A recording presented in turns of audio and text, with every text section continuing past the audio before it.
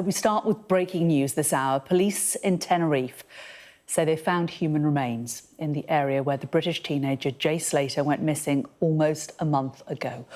Officers say evidence strongly suggests that the remains found are those of the missing teenager. The 19-year-old from Thistle in Lancashire disappeared after setting off to walk back to his accommodation on the Spanish holiday island on June the 17th. Well, Mr. Slater was there attending the Energy Music Festival with two friends before his disappearance. His last known location was in the rural Deteno Park in the north of Tenerife, which was about an 11-hour walk from his accommodation. Tenerife's Guardia Civil called off the search for the apprentice bricklayer at the end of June after helicopters, drones and search dogs were deployed to find him. For the latest on this, I'm joined by Sky's correspondent Shingi Marariki, who joins us on the telephone. Shingi, you've been out there. You were out there as searchers were looking for this man in the days after he went missing. What do we now know? Good afternoon, Jane. Yes, that's right. I followed this story. I was out in Tenerife, and this is a significant update. We understand that this news is coming from the Reuters news agency. We understand that the emergency services who have been scouring the area say they have found human remains in the search for Jay Slater, the 19-year-old from Lancashire, and they say that the evidence strongly suggests that those remains are those of the 19-year-old. They say that a body was found in the area that they had been searching since the middle of June. Since 17th June is when Jay Slater disappeared, and then that triggered a search operation which we saw involved a number of emergency services. Those involved drones, sniffer dogs, looking at an area of Masca in the northwest of Tenerife, which is extremely rural, extremely rugged and difficult to get to, with lots of sheer drops, lots of cliff faces and ravines. That search operation was then eventually called off, but I know that Jay's family was still out in Tenerife updating a Facebook group which they had set up in the search and had been joined by thousands of people. They hadn't given up hope. They had made trips up and down to that mountainous region. They had put posters up in and around that town, in and around the area. And we now know that there has been this significant update in the form of a body being found. And just to come back to the events that we know of on that day, that Monday, 17th June, Jay Slater was last spoken to by a couple of his friends. We know that he had allegedly travelled from the music festival, the NRG festival, with two men to this mountainous region of northwest Tenerife, to the town of Masca, in a car. We then know that he tried to make a walk back which would have been 11 hours to where he was staying in a more central part of Tenerife. We then know he spoke to a couple of his friends. He said that his phone was running out of battery, that he had no water, and that he had injured himself pricking his foot on a cactus. That triggered a huge search operation in a case that had so much social media attention around it, so many eyeballs on it, and we now know that a body has been found in the search for Jay Slater. Shingi, we're just getting a statement from the Spanish police. Let me read it to you in full. The Mountain Rescue and Intervention Group of the Civil Guard has located the lifeless body of a young man in the Masca area after 29 days of constant search. Given the complexity of the case, the discovery has been possible thanks to the incessant and discreet search carried out by the Civil Guard during these 29 days, in which the natural space was preserved so that it would not be filled with curious onlookers. All indications indicate that it could be the young British man who has been missing since last June the 17th, in the absence of full identification. The first investigations reveal that he could have suffered an accident or fall in the inaccessible area where he was found. And Shingi, this is not obviously yet confirmed to be Jay Slater, but if it proves to be, this is the worst possible news for his family, isn't it? Yeah, that's right, Jane. His family never gave up hope. They stayed in Tenerife throughout this month and a bit in which the search went on, and they themselves tried to chip in with the search effort. I spoke to his dad, Warren, on a number of occasions as he went to the area, as he tried to retrace Jay's steps, and he was devastated. He was extremely upset about what had happened, and what we have now is potentially the news that they really didn't want to hear. It's yet to be confirmed, I must stress that, but it will have taken a toll on his family. His mum, Debbie, has also frequently posted on social media, responded to people who who were part of a crowdfunding effort to help them stay out there in Tenerife. So this is the worst possible news for Jay's family. And I think another thing there in that statement that's worth mentioning, the police saying that this person that they've discovered may have come to some form of accident and been harmed in a form of accident and had a fall. The landscape, as I've said at many points, is extremely rugged. It's extremely rural. It's difficult to get to on foot. It's a one-track road up there to get there in the car.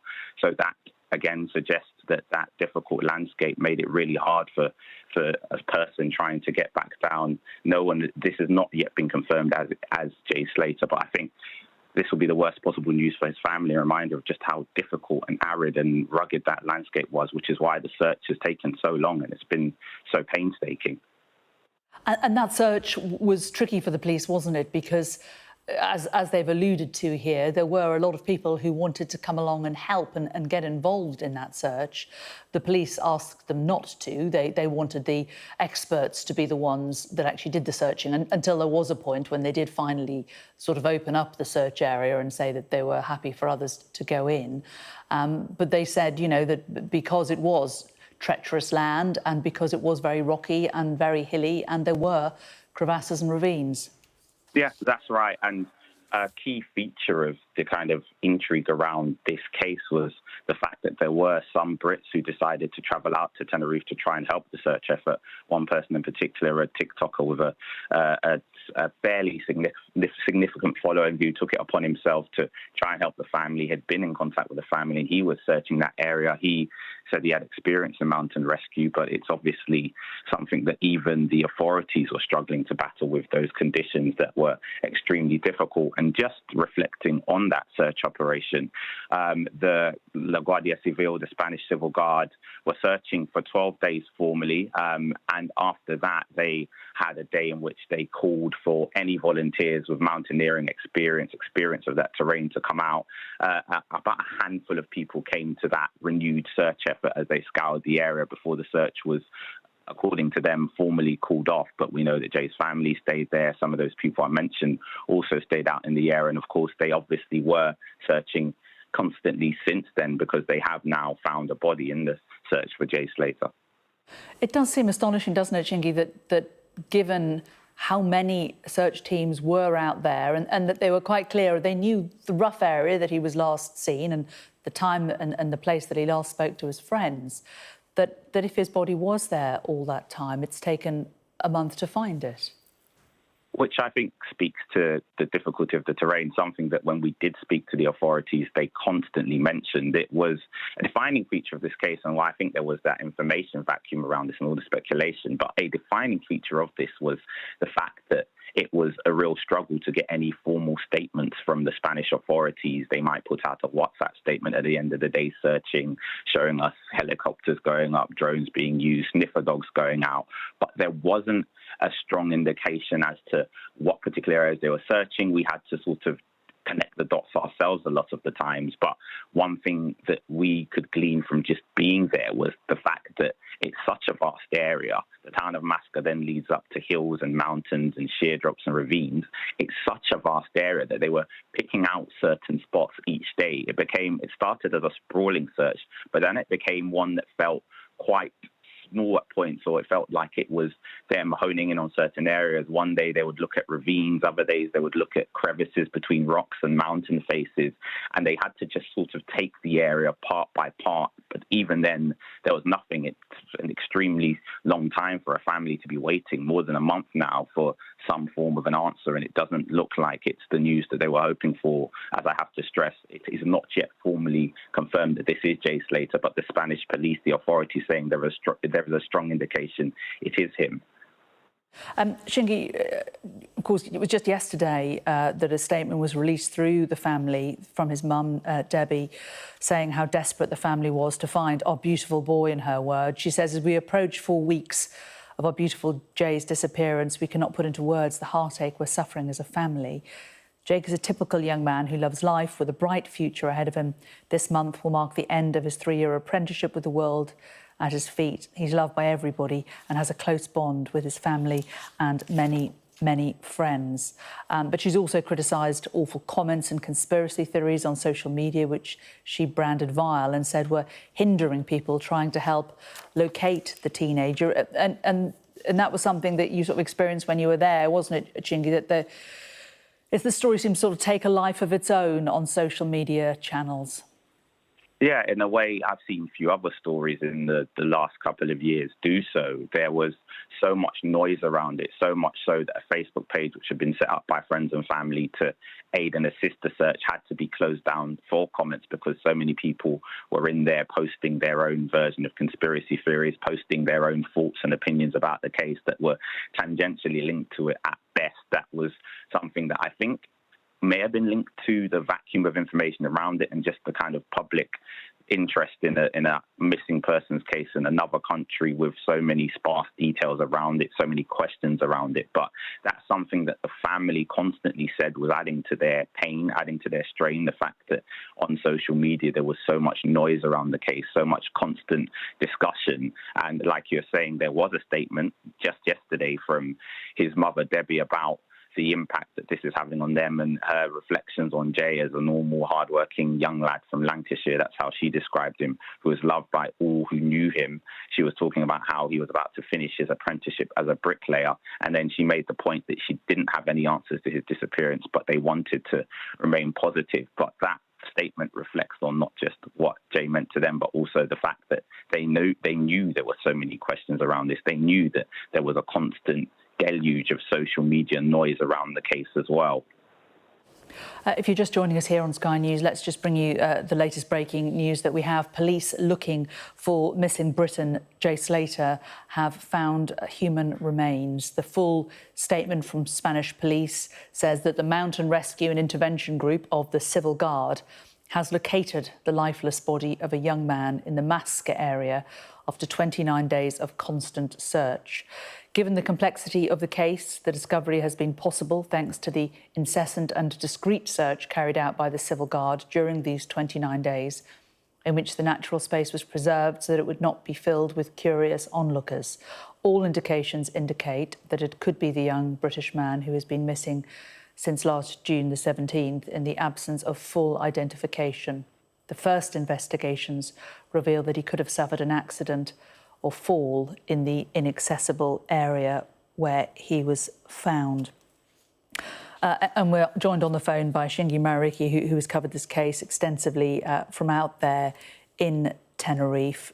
It's a desperately sad end to this story, isn't it, if this does turn out to be Jay Slater's remains, and very, very close to where he was last seen and heard from. Yeah, it seems to be that this body was found in the Masca area of Tenerife. And just to give you a sense as to where that is, it's on the northwest of the island, about 40 minutes away from the tourist strip where Jay was staying, where he had been attending the New Rave Generation Festival, the NRG Music Festival. He was there, and it was the last night of the festival when we understand he met two men. He travelled with those two men to the Masca area in a hire car. And then we understand that in the morning after that, according to an eyewitness, he was seen asking for what time the bus would be coming before walking in the wrong direction up towards an area where his phone signal was last located, which was further north from the house, further north from the part of Tenerife where he was going to. His phone is said to have last pinged there. We then understand at some point in that time frame, he had a conversation with conversations with a couple of his friends in which he was talking about having no phone battery, about having no water, about having potentially pricked his foot on a cactus, meaning he was injured. And at that point, there was no further trace of Jay, and that's when the search operation then began. That search operation formally lasted until the middle of June, in which the Spanish Civil Guard called it off, but they obviously continued it in some capacity, leading to this discovery, which will be a bitter blow to his family if it is indeed Jay Slater, which the police are saying by the early indications it is. And Chingy, the fact that the police are now saying that that he could have suffered an accident or fall in this inaccessible area where he was found. It is inaccessible, it is remote, but it is an area that was on their radar, isn't it? It is an area that was on their radar, and just to give you a sense of the search and how it transpired, when we first got to Tenerife, when we were sort of a couple of days into the search, it was sprawling. There were helicopters, there were drones, there were sniffer dogs. There was a lot of obvious, visible effort being used, lots of emergency services in place, from mountain rescue to firefighters to La Guardia Civil, the Spanish Civil Guard.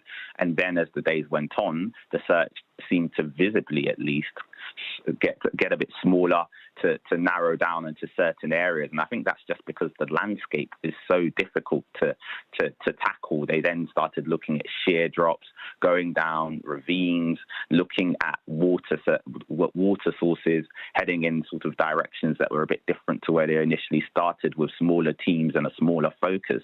But even then, with a slightly different approach, they had no luck, and the search was called off formally, and then it continued quite clearly up until today. And they now say that they have found a body. And as you say, they reflect in their statement on the fact that the person seemed to have had an injury, seemed to have had a fall, which, if you had been to the landscape, is actually quite unsurprising. It's difficult to navigate without the right equipment. We spoke to hikers up there who said that it would be difficult for them, and they were experienced. This person, if it is indeed Jay Slater, would have been struggling with the elements, struggling with the landscape, because it is harsh, it's arid, and it's just really, really turgid, to be honest. Quite hard for anyone to get around at the best of times, let alone with no phone battery and with no water, as we understand was the case for Jay Slater. And Shiggy, he was out there with friends. They were the ones that first raised the alarm, weren't they? They were the ones that first contacted his family and tried to get it out there on social media. They stayed out for a while, didn't they, to help with the search? That's right. His family, as we know, are still out in Tenerife. They stayed as part of the search operation and refused to lose hope. And as you're mentioning, friends were the ones who raised the alarm. And a key part of the timeline, as we know it, is a conversation that Jay had with a friend called Lucy, in which he said to her, I'm struggling. I've got no phone battery. I'm running out of water. And that he had pricked his foot on a cactus. That phone call took place at around 8:30 a.m. on the 17th of June. And then the next day, the search operation was triggered. And we know that Jay's family, in particular his father, took part in that search operation. In fact, both of the times I met him, he was heading up towards that mountainous region of Masca. And one of the things he really reflected on was how difficult that landscape looked. He would often kind of gesticulate and point and show me the area, and I'd been up there quite a lot as well, and just mentioned to me that this is really difficult. And I remember his father Warren saying to me, I just hope someone's helped him off this mountain. Those are the words that I think stuck with me. But yes, you're right. His friends and family stayed in Tenerife. They actively took part in this search effort. And this news, if it is indeed Jay Slater, is really, really, will be really difficult for them to take. And of course, during the search for him, there was a lot of attention on the villa that he travelled to with these two men that he'd met at that festival, who they were, why he went with them, how long he stayed there. They had a lot of questions to answer, didn't they? They did. And that was sort of part of the social media circus that surrounded this case, was the fact that there is so little known at the time about the two men that he travelled to the villa with, beyond the fact that they were British and, we understand, older than Jay. And then in a development I don't think took away from any of that speculation, when the police confirmed that they were calling off their formal large-scale search for Jay, they said that they had spoken to the two men, but that they did not want to speak to the two men and further question them. But that is one of the many questions around this case that remains. Another one of those questions is why Jay Slater apparently decided to try and walk back to his accommodation, despite the fact that there was a bus stop just yards from the villa, which I have been to, and that journey would have taken 11 hours on foot. It's a hard enough drive getting up and down the steep one-way track that gets you up to the Masca area of Tenerife. So that in itself is another question. It's why Jay Slater decided to walk, and then what happened afterwards. That those questions are yet to be answered, but we do now know, according to the police, that as part of a search that's gone on for around a month now, a body has been found, and there are strong indications to say that that body is the body of 19-year-old Jay Slater. And Shingy, throughout the investigation, there were also questions, weren't there, about a watch that could have been stolen or had gone missing, conversations around that, and his family had made the point that this, they felt, was a distraction from what needed to be done, which was just looking for him. Yeah, and that case, that example was just one of many in which things entered the sort of social media sphere around Jay, around the case, and added to the family's distress, because their main point and their main focus was trying to find him. And they always stressed that theories and speculation around this watch, around the two men, around Jay and his life and his past, they always maintained that none of that mattered. What the focus was for them was trying to find him. But one thing I found interesting when I was with Jay's family, and one of the days I managed to speak to them, was that they were clearly monitoring what had happened online and monitoring the information that came in, because I found them one day in the town of Santiago del Tide, which is about maybe a 20-minute drive from the area of Masca, and they were there acting on a tip which suggested that someone who matched Jay's description had been walking around the town square there. But that was a very, very grainy piece of CCTV information that they were working off, which again suggested to me that with information and leads so thin and so sparse, even the family were at points having to engage with what they found online. And they always maintained that the Spanish Civil Guard were open and transparent with them, and they always thanked them for their efforts. But one thing as a journalist I found was that speaking to them was difficult. Statements were sparse. The information around the case was sparse, whether you were trying to speak to the teams on the ground there or trying to speak to the formal teams who are running the operation. There was a dearth of information in which theories and speculation and information that clearly didn't have much of a basis in some cases was constantly swirling around this case, which I think is part of why, apart from the bare facts of it, but that's also part of why it attracted so much interest. There were so many questions hanging around this, which people were constantly discussing and had constantly been discussing up until today, because there hadn't been that ultimate development, which would have been a body being discovered in the search. We now know that that has happened, and we now know that there are strong suggestions that that person who has been discovered in the Masca area, not too far from where he went missing, is most likely Jay Slater. OK, Shingy, thanks very much for bringing us up to date for now. Let's bring in police commentator Graham Whettone. And Graham, we have that full statement from the Spanish police now. If it is true that they say all indications indicate it could be the young British man who's been missing since last June the 17th, there'll be questions about why it's taken them so long to discover him, if it is Jay. Yeah, good afternoon, Jane. Yeah, I think there will be questions, but I think you just look at just looking at the pictures you're showing. The terrain and the grounds they had to cover and had to search are not easy to search. They're not easy to find somebody in these sort of circumstances. So I think it just shows the difficulty the Spanish police faced. They also had these theories, these other theories being posted. There was lots of people turning up there. They've mentioned in one of their statements that I've just read about onlookers having to keep the area secure from onlookers. So they were clearly concerned that there were going to be other people that would either disturb the area or distract them from their primary task, which was searching for Jay in the area they believed him to be in. It has taken some time, but clearly the terrain is exceptionally difficult to not just to navigate, but to search thoroughly and properly with the resources they have, the equipment and tactics they were using. So I think it just shows the difficulty they faced here in such a desolate area. Because it wasn't just on foot, and we can see how inaccessible it is, as you say, from these pictures, that they were searching for him. They used drones as well, didn't they? Yeah, as an indicator, yes, the drones were up and being used, but you have to almost like know where to start from. In most searches like this, you have to separate the area or split the area into like grids, etc., and methodically, painstakingly do it almost section by section. Even with drones can cover a much wider area, But again, without knowing exactly where these remains have been found, it's whether they're actually visible from the air. Because you look at the terrain from your images being shown now, not everything's going to be visible from the air. There's shrubs, there's bushes, there's little smaller ravines, etc., crevices, etc. You can see the dogs going through now. On occasions, you'll lose sight of the dog.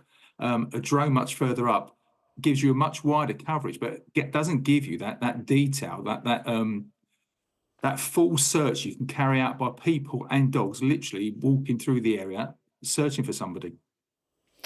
And as we touched on talking to Shingi, there were so many conspiracy theories, so much wild speculation online, weren't they, which incredibly hurtful for the family. And yet it does seem at the end of the day, it looks possible that this was nothing more than an accident or a fall with just terrible consequences.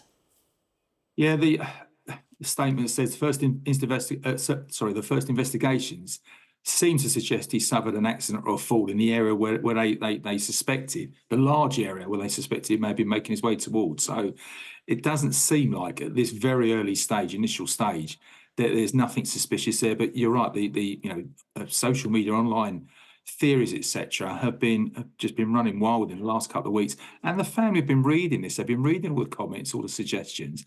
And it is very hurtful for people in these sort of situations. They're almost hoping or clinging to the hope he's going to be found somewhere, and then they're reading all this stuff online. It does distract to some degree some of the police investigations as well, because some of those suggestions or theories have to be looked into to a certain extent. But by the same token, you've got resources literally searching the area, trying to find what is essentially a missing person.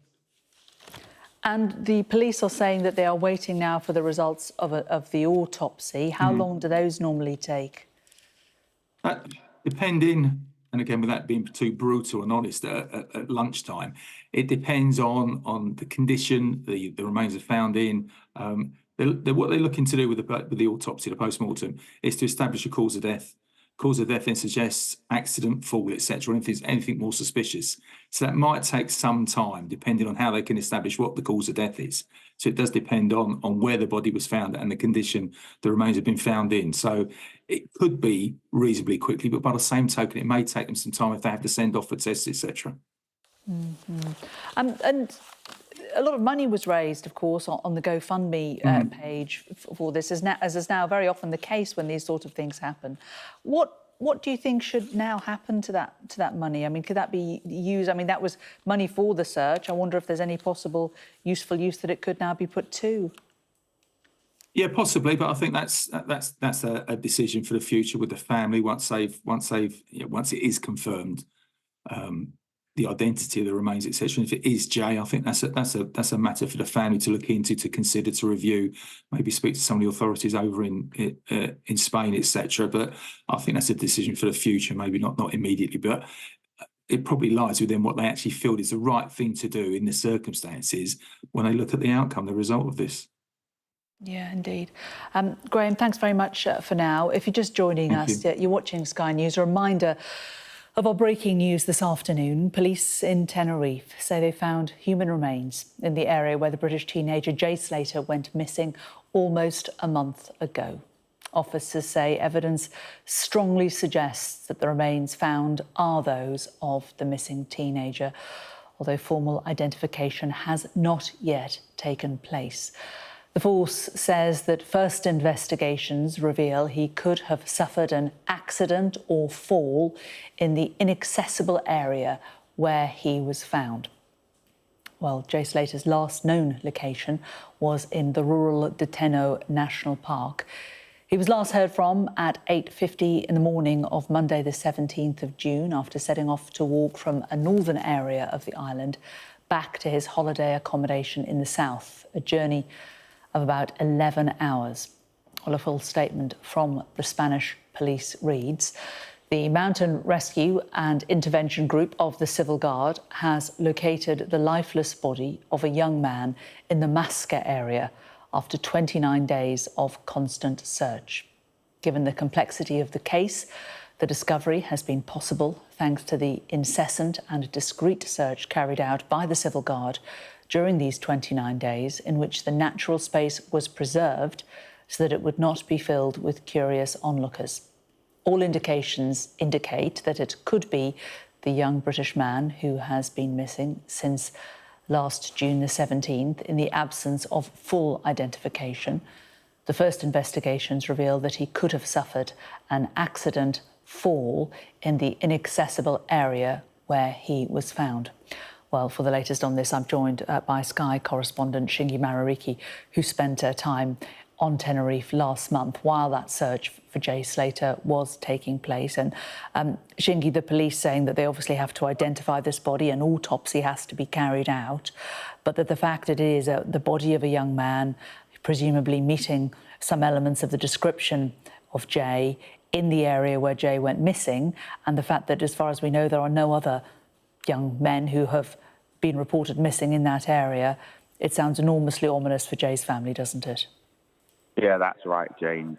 The formal processes are yet to take place, but after 29 agonizing days, this looks like the worst news possible for Jay Slater's family, who remained in Tenerife for so much of that time, who joined the search effort when they could and constantly held out hope and constantly had their fingers crossed that Jay would be found safe. Just yesterday, Jay's mother, Debbie, had put a statement out in which she said that she was not giving up hope on Jay being found and that she was remaining in Tenerife as part of that operation, as part of holding out hope. And what that statement does there as well is reminds you of how difficult a search operation would have been to take place in that part of Masca in Tenerife, which is on the northwestern part of the island. It is very different to the Tenerife that you may associate with the tourist strip. It's quite rural, it's quite rugged, and I know that we are running pictures showing some of that search operation, and in a lot of those pictures you can see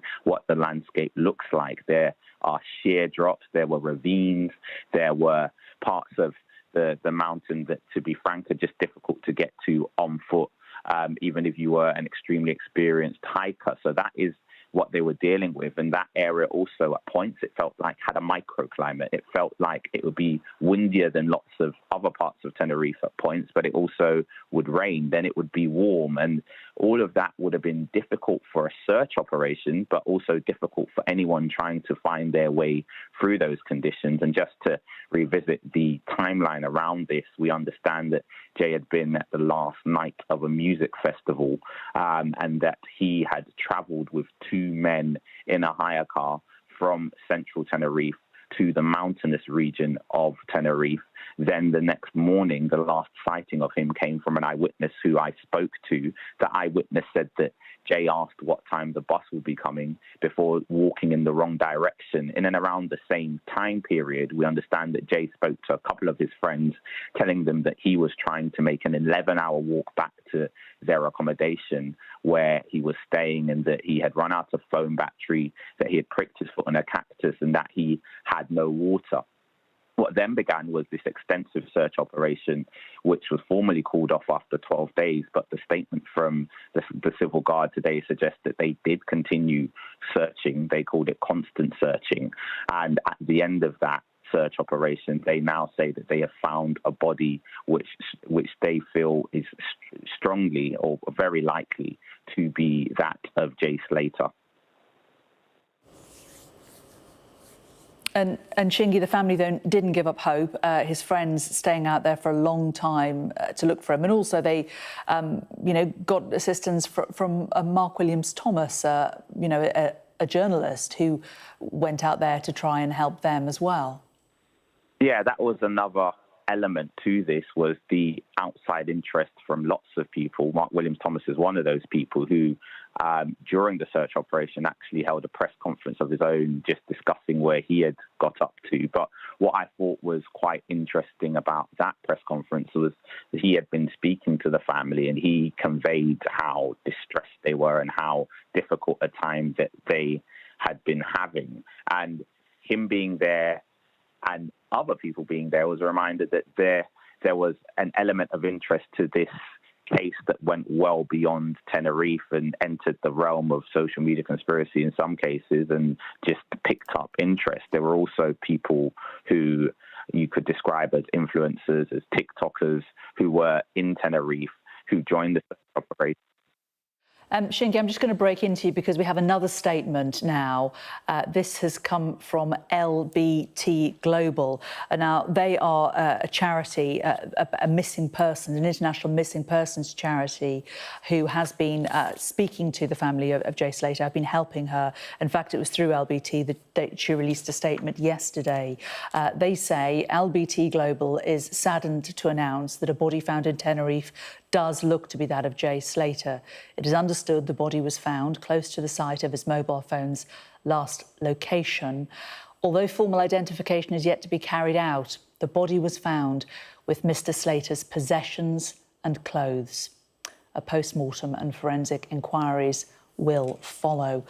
So that is from LBT Global. They say that LBT Global are supporting the family at this distressing time and ask for everyone to afford them the space and privacy to come to terms with the news. So they have added that key bit of information there, Shingi, haven't they, that we didn't know, that wasn't in the Spanish police statement, that the body that the Spanish police has found was found with Mr. Slater's possessions and clothes. Yes, that detail is clearly key, Jane, that Mr. Slater's, we understand Mr. Slater's belongings were found with this body that has been recovered by the Spanish emergency services today. And that will be a really, really difficult blow for his family to take. As you say, LBT Global are part of the group who've been supporting his mother, Debbie, and released a statement on her behalf yesterday in which she described how hard things have been. In fact, she said that the family cannot put into words the heartache that they have been through, mentioning how her son was loved by everyone and had a close bond with his family and many, many friends, then describing him as a son, a brother, a grandson, nephew, cousin, and friend to so many. And in Tenerife, we spoke to members of his family, including his father, Warren, who was so visibly distressed at points about what had been happening. In fact, Warren travelled to the area of Masca where Jay was last seen on more than one occasion, and he wanted to try and retrace his son's steps. He wanted to try and take part in the rescue effort. He desperately wanted to try and do something. And the news that has just emerged in the last hour or so will be such a bitter blow for Jay's family, for his mother, Debbie, for his father, Warren, and the group of friends and family friends who are in Tenerife. And I think now we can see pictures of Warren, who at points took it upon himself to put out missing posters of Jay, who at points travelled to towns near the Masca area to try and speak to locals, to try and gather intelligence himself. And one of the main sentiments he would often express to reporters was, how would you feel if this was your son? How would you feel if you were a parent in my position? Well, indeed. Shingi, thank you very much for that. For now, we're joined now by Helen Alves, who's head of services at the charity Missing People. Helen, this is just the most awful news for Jay's family, isn't it? They had not given up hope. No, and for families who are left waiting in such a traumatic experience, waiting for news of their loved one, news like this is a devastating new piece of information. They're waiting for that confirmation of whether it is Jay or not. And obviously, new news suggests that it is. And reconciling and starting to understand how they feel about that, and whether there's a sense of relief or whether that devastation of the hope that they were experiencing is now coming to an end is a really difficult day for them. And Helen, for families who lose loved ones, who go missing, if that happens abroad, it is so much harder, isn't it? There is the language barrier, there's just the logistics in terms of not being where your loved one disappeared, and the different ways that different countries and different police forces operate. Absolutely. Everything you said is completely right, and families will tell us it makes things so much harder. And also, you're not next to the people that you love, you're not in the community of people that you love, and you're obviously living away from your own home and all of your support networks while you wait. So yes, an experience like this, where they've been waiting in Tenerife for news, brings with it lots of different challenges. And, language barriers are obviously bring a whole level of complexity. Different media agencies from different countries wanting to talk to you. There's lots and lots of things that they're having to face. At least for the family, though, now they do have one answer. potentially that this is Jay, but there will be many more questions, won't there, about how this happened and how he was not found sooner. Absolutely. And some of those questions may never be answered. And that's the difficulty of losing someone and what we would describe as ambiguous loss. So many uncertainties that come when somebody goes missing, and families have to live with those experiences. And it brings a real level of trauma to people, not being able to know exactly what happened, when it happened, and what the circumstances have been for that person. It's a very, very difficult experience. Because grief itself is just such a difficult thing to navigate. But as you say, this ambiguous loss must be almost unbearable. Absolutely. The worst kind of loss is described to us by families, and living in that uncertainty and having so much speculation and lots of other people's judgments, having your loved one in the media when actually really you just want them next to you is a very difficult, painful experience for people, and one of the worst losses that people can describe. This case in particular, it was his friends who started up fundraising pages and Facebook pages because they wanted to find him, but that also created a forum where people could speculate and add conspiracy theories. That is something which is very different, isn't it, from just 5 years ago when people went missing. How does that compound things for families of those who are missing? It's a good question, and it's something we've understood more and more, the impact on families when people speculate, when people don't just share kind comments and thoughts and best wishes when something horrendous is happening to you and your loved one. Because regardless of why the person went missing and what was happening to them, the answer the families want is where are they now and how can we get them home? And everything else is kind of irrelevant. And unfortunately, it's very painful reading comments, seeing people commenting, and sharing all sorts of speculation and viewpoints that actually for the family are just very incredibly hurtful, I would imagine. And the charities that exist like yours, and also like the charity that have been helping the Slater family, what help are you actually able to give? Yeah, so LBT Global work when somebody goes missing abroad, and we work with them to make sure that we're getting the best support to families when that happens. So we're very focused on families with people missing in the UK, but also families where they have someone missing abroad. We provide both emotional and practical support, and we work with the police. We have our helpline available, and it's available now. It's on 116 000. It's free and confidential to anyone in the UK. And if people are affected or want to talk about what's happened, certainly to reaching out to Jay's family and his friends. We have a counselling service, we have emotional support available, and we're obviously very, very keen to speak to people who need our help. Yeah, Helen Alves from the Missing Persons Charity. Really good of you to join us. Thank you very much for talking to us. Well, if you're just joining us, the breaking news that we're bringing you this hour is that Spanish police say that they have found the body of a young man in the area where Jay Slater went missing. They say all indications indicated could be the young British man who has been missing since June the 17th. There still has to be a full identification. The first indications to the police are that he could have suffered an accident or fall in the inaccessible area where he was found. And we've also had a statement from LBT Global, who are a charity that's been helping the family of Jay Slater. And they say, although formal identification is yet to be carried out, the body was found with Mr. Slater's possessions and clothes. So it does seem that there's a really bleak end to this search for this young man. Let's just return to police commentator Graham Wetton. And Graham, that statement, that little bit of extra information that we got from LBT Global about the fact that his possessions and clothes were next to this body does really seem to point to this being Jay. Now we will just have to wait for this formal process of an autopsy to be carried out. Yeah, the police will need to formally identify any remains, any body found. His Majesty's coroner will also need a cause of death and formal identification to be carried out. But even reading their statement, you just alluded to it there, but evidence strongly suggests the remains are those of the 19-year-old, and all indications indicate. So even when I was reading those words being used by the Spanish authorities, there were strong indications there that they are fairly confident, sadly, it is Jay that they found. But they do have to wait for a much formal means of identification to be carried out before they can actually confirm it. I know people may understand or not understand how that happens or why it has to take that form, but they have to have it formally identified, and remains to be formally identified for His Majesty's Coroner and for the Spanish authorities. So they have to go through this fairly lengthy process of actually identifying the body that's been found, albeit that maybe the clothing resembles that of Jay's, his belongings are found there as well. So, as I said in this statement, all indications, and it strongly suggests that sadly it is Jay that they found, and they suspect at the moment from all indications of where he was found and the circumstances that he suffered a triple fall in this is largely inaccessible area. And it's very difficult to search these areas. Just looking at the pictures you're showing, they're not even that easy to walk on, to cover on foot. It's very few footpaths, etc. If he was moving around maybe in twilight or dim light, etc., or he's fallen through bushes and so on, it's very difficult to find people. You go down ravines, into gorges, etc.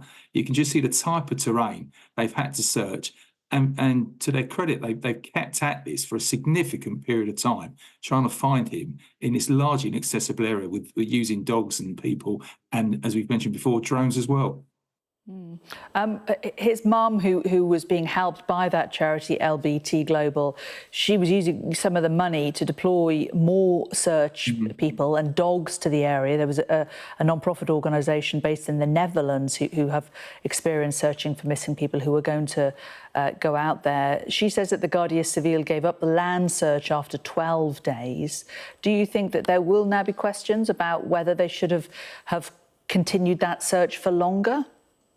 Yeah, possibly. I mean, I think the whole circumstances of the extent of the search, the conduct of the searches, the official search, the police search, I think that needs to be reviewed in the fullness of time and see just to what extent, and looking at where he's been found, the circumstances that these remains have been found.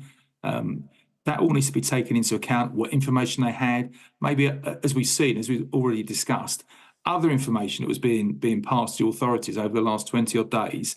They have to check some of those as well, and some of the speculation hasn't been helpful. It's been hurtful to the family as well. I wouldn't blame any parent at all for using whatever resources they can get, either financially or by whatever means, to get more searches, more search teams. You can see the type of area that they had to search. It's really extensive. It's very rugged, inaccessible, exceptionally difficult for any police search teams to cover that. To the extent that's required to find a missing person. So, no problem with the family trying to get other agencies involved, etc. But from the policing perspective, they have to keep a control of some sort of the teams and the individuals going out to search. They put an appeal out for volunteers a couple of weeks ago. I think they had single figure numbers of people turn up, but they were trying to manage it so they could keep control of these all do-gooders, people trying to literally help them search, because it's such an extensive area, such a rugged area. They've asked for volunteers, got some to come out, and charities have also turned up. So exceptionally difficult for the police to manage this. And sadly, it now seems it's such a tragic outcome. Do these kind of leads slow the police down, do you think? Yes, I think they do in some cases, but I think you have to keep an open mind with all these sorts of inquiries, missing persons, investigations. You have to look at all the facts that come into you, all the information that comes into the police's hands, and prioritise your actions. Prioritise where your searches are going to be. Prioritise where you're looking. We've mentioned previously about, and I've seen grainy CCTV images suggesting he was somewhere else. Other suggestions that he'd gone to other venues, etc. It's difficult then to keep your focus in the initial suggestion, the initial information that is in this particular area, when you're getting other leads that appear to have some credibility, and then you've got to check them and search in those areas, because you don't want to be missing where this individual is and just ignore something. So it becomes a balancing act between looking at the information you've got, what you can corroborate and confirm, and then focusing your attention in that particular area. And some of these can be very distracting because they seem very credible, they seem legitimate. So you start moving your resources away from the immediate search area, and that then takes you longer once you negate these other theories, to go back to where you were initially and start over again. And Graham, just in the last few minutes, there had been a bit more information from the Reuters news agency, who say they've been told by the police that the body was found this morning, and it was found by a Civil Guard mountain rescue team, which also perhaps points to the remoteness and the inaccessibility of the area. I think it does. Mountain rescue teams work in inaccessible areas, work in areas that we'll say ordinary search teams, but your normal search teams maybe can't get to. So they've clearly deployed specialist and extensive search teams, mountain rescue teams, to look in areas that maybe the police search teams couldn't access or couldn't get to. Maybe the dogs couldn't get to it either. So I think it just indicates what a difficult task they had and the difficult area they had to search just to look for Jay. That they focused on the areas they thought he was, or where the indicators initially suggested he would have got to. But it's so difficult to search this. That's difficult terrain. They've had to use specialist teams, and sadly, it's taken them such a long period of time before they could find these remains. Yeah, Graham, thanks very much for now. Let's just bring in Charlie Hedges, who's director of Charlie Hedges Advisory, which is one of the UK's foremost experts on missing persons, particularly children. And Charlie, your heart just goes out to the family, doesn't it? Because to lose a child, even a teenage child, or an adult, as a parent, it's an awful thought, isn't it? And these parents will have been going through hell for the last month. Absolutely. It's something that many people don't really understand until you've lived through it or worked closely with the families, just how challenging it is when someone goes missing, just not having answers, not knowing what's happening to them, listening to all that rumour and speculation that goes on, all the conspiracy theories that are expounded, and still waiting and waiting. And it just is awful. When I'm dealing with another family in the UK for Jack O'Sullivan, who's been missing for 3 months, and there's no information yet about what's happened to them. So the family are going through a dreadful time. And made more tricky by the fact that it is abroad. Yes, it adds some complications. Working with different countries, they have different processes in place and different ways of working. Obviously, there's a language barrier as well. But the basic principles are still the same. You gather the information, you understand the person and the circumstances in which they went missing, and then make an evaluation to determine where you're going to investigate or search. And I must say, in this particular case, it looked as though he had wandered off, and this was the sort of fall outcome that we sort of expected, and that's been proven to be the case. And so it's, as has been said before in the programme, it's important to identify what you're going to do, how you're going to do it, and keep your focus, but at the same time, look at all the other possibilities that may have happened, and they have to be evaluated in the background and graded and assessed.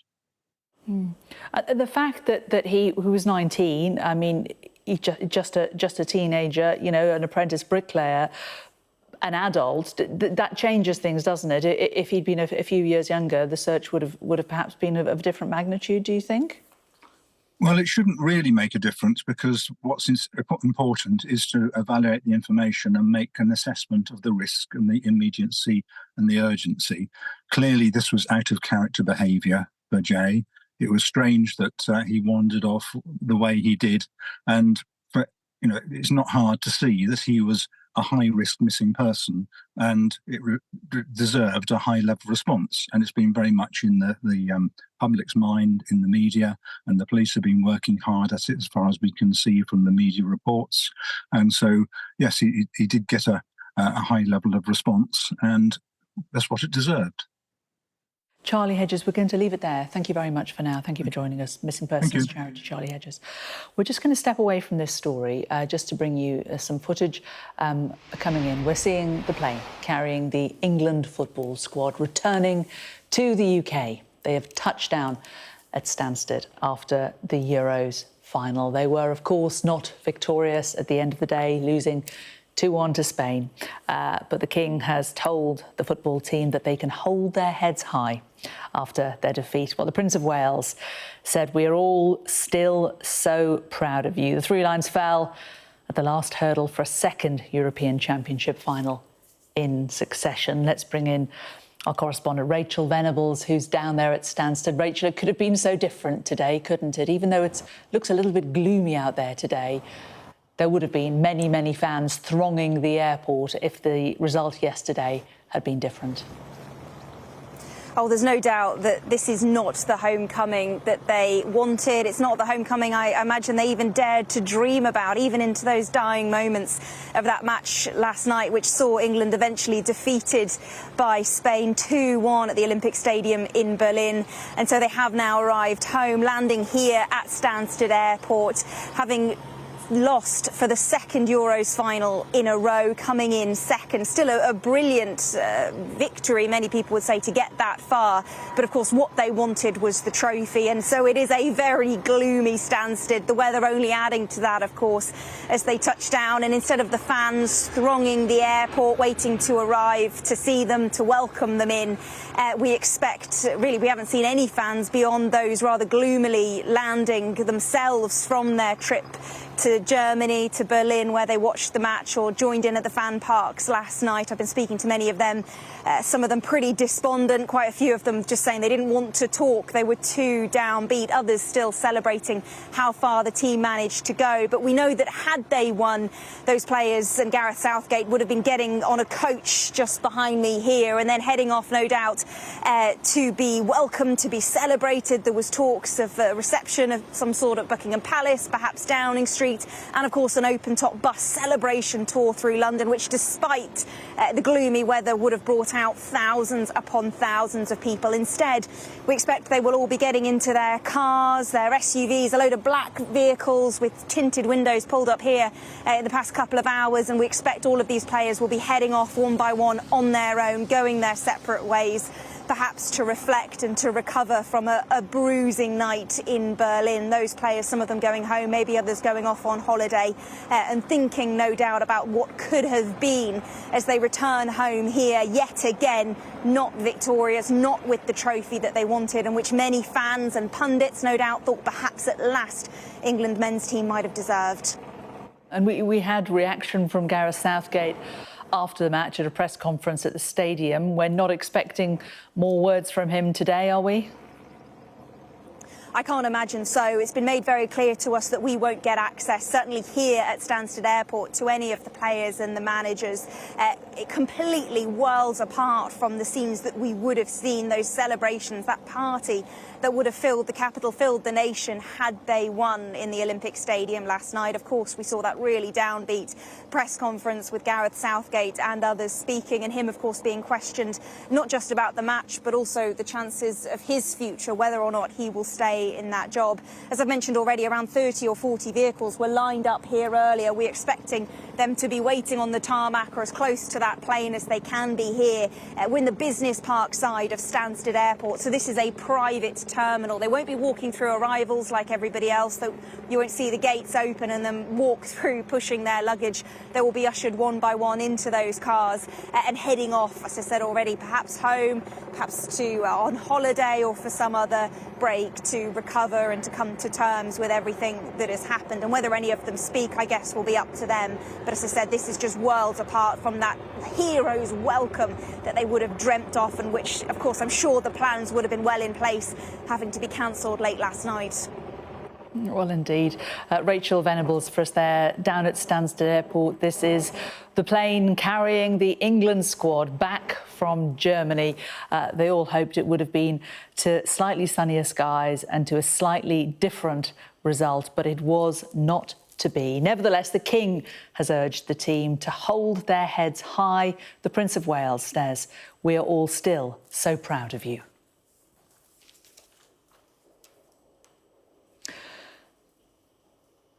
Well, we're going to stay with these images of Stansted and the England team's plane as they return from Germany after Spain won 2-1. The Three Lions falling at the last hurdle for a second European Championships final in succession. Let's return to our correspondent Rachel Venables, who is at Stansted for us. And Rachel, they've had messages from the King and also Prince William as well. But one sense is it's not going to be enough to lift the gloom. No, I think all of those messages really reflected, I think, how they will be feeling, how much of the country will be feeling, that it was a brilliant success to get as far as they did. But as the England players, as the manager, as the captain Harry Kane said, what they wanted was the trophy. They went there to win. They believed that they had the talent on the pitch. They believed they had the determination. And of course, after getting so close just 3 years ago at the Euro 2020, where again they lost in the final, how gutting to lose in back-to-back finals. They really believed this was their moment, and those messages come of congratulations, but also consolation as well from many people across the country. You mentioned the King. We've also seen pictures released by Kensington Palace as well of little Charlotte and Louis in their England shirts watching the match last night. A family affair, no doubt, as they would have cheered England on, but again been disappointed, like so many of us, when that incredible goal went in with just minutes to go before the end of full time. And so you mentioned the weather. It is a really gloomy reception for them. I cannot imagine what it must be like for those players sat in that plane, looking out, peering out of their windows as they've come to land and seeing the grey skies, the rain pelting down. It's a cold day, even for July, and they must be reflecting on what they had hoped they would come home to instead. The picture really quite bleak for them, I quite imagine, as they must be feeling. We're just seeing the door opened. They're probably going to want to get off the plane and away from there as quickly as possible. Oh, I'm sure they will be, and I think they'll be going their separate ways as well, as we've talked already about the fact that, you know, the celebrations that were planned, these players would have expected to spend quite a bit more time together. But I imagine this is a moment where actually they will be going their separate ways, perhaps in their own ways dealing with the level of disappointment. But we can see the plane doors open there. Airport staff, of course, going up and down the steps, speaking to the players, of course, as I'm imagining they're getting the last of their things together and getting ready one by one to disembark this plane. Hopefully they've brought a few umbrellas with them. If not, it's going to be they are going to get drenched. I can tell you down here, just outside the private terminal here in Stansted, and they'll be getting into their cars. They'll be driven away one by one, whether it's to home, whether it's further afield. Some may well just be getting on a plane themselves to head off on holiday. I don't know. I imagine that's what some of them would want to do, to try to decompress after an intense month, which ended in the heartbreaking way that it did. And Rachel, questions for Gareth Southgate about his future. He says he hasn't made any decisions, that he has to have conversations with all the relevant people. Had he won this tournament, I think there would be no questions about his future. But now it does seem that this may be a natural point for him to part ways with the team as manager. Certainly, and that's due to both where we are now, but also, of course, the moment he's at with his contract. And also it is a conversation that has been brewing for some time, certainly at the start of the tournament, where England had that rather lacklustre beginning. People really disappointed quite early on. I think there were many people watching those first opening group stage games who would have been amazed to see England even at the final. But then what we do so well as English fans, I think, is to dare to hope. And at the moment that they did manage to get through the quarters, into the semis, and then finally into that final last night, and we started to see some really brilliant plays from England, I think people started to hope, and Gareth Southgate may too have thought his future was more secure. Of course, he has had a brilliant tenure as England manager, back-to-back Euros finals, also reaching the semi-final and the quarter-final of 2 World Cups. So compared to past England performances, many people would say he has done brilliantly well. But of course, also when you look at the quality of the team, the individual players, many people saying England should really have been favourites, odds on to win this tournament. And actually at times it seemed as though they were struggling even to get as far as they did. Spain, many people regarding as really the champions from the beginning, with the way that they performed, with the way they played on the pitch. And I think that is really what Gareth Southgate will be reflecting on. And certainly I've been speaking to England fans here at Stansted, the ones coming through usual international arrivals, and there were 2 thoughts really on their mind. First of all was how they were feeling, the disappointment, the hope, the anguish as they watched either in the fan parks in Berlin last night or at the Olympic Stadium itself. And also they wanted to talk about Gareth Southgate's future, whether it was, I'd say, a good 50-50 split from the England fans who I spoke to, some saying it was time, he'd done a brilliant job in uniting this team and taking it as far as he had, but that they needed somebody who could just take it over the line. Others, though, saying actually he'd done a brilliant job and he shouldn't be punished for it. So, you know, those debates really interesting, that's what the fans all wanted to talk about naturally. I'm sure that was the conversation on the plane. I'm sure that was the conversation in the pubs and fan parks and everything else in Berlin last night among the fan zones. And although it has been, not the result that perhaps would have hoped, in one bit of bright news has been that the hospitality industry in the UK, which has really suffered as a result of COVID and as a result of people's changed habits, seems to have at least benefited from this particular championship. You know, the pubs have been full, loads of people out and about last night, heading out to spend an evening out with friends rather than just watching it at home. Absolutely, and I think that's one of the most brilliant things about sport like this in general, is the way that it brings people together. And clearly many people saw this as an opportunity to celebrate and chose not to just watch it at home. Maybe they had some friends around and had parties, but I know so many people, of course, who chose to watch this in pubs. And I think if you were out on the streets anywhere in England yesterday, you would have seen empty roads, no traffic at all, but the pubs and the bars and the restaurants, which were still open to show the match, all of them absolutely heaving. Many supermarkets also choosing, of course, and other shops and industries choosing to close at 8 o'clock last night so that their staff could watch the match and could enjoy it as well, which is a real sign, I think, of how much hope and expectation there was on this team. Actually, for the first match of the group stages, I watched it, covered it for Sky News in a fan park in Greenwich, and it was absolutely packed. Hundreds upon hundreds of tickets had been sold, and the amount of money I'm sure that group spent on beer alone would have been a huge boost to the British economy. And that's the point, isn't it, as we see throughout these moments, is that people do enjoy it, they celebrate it.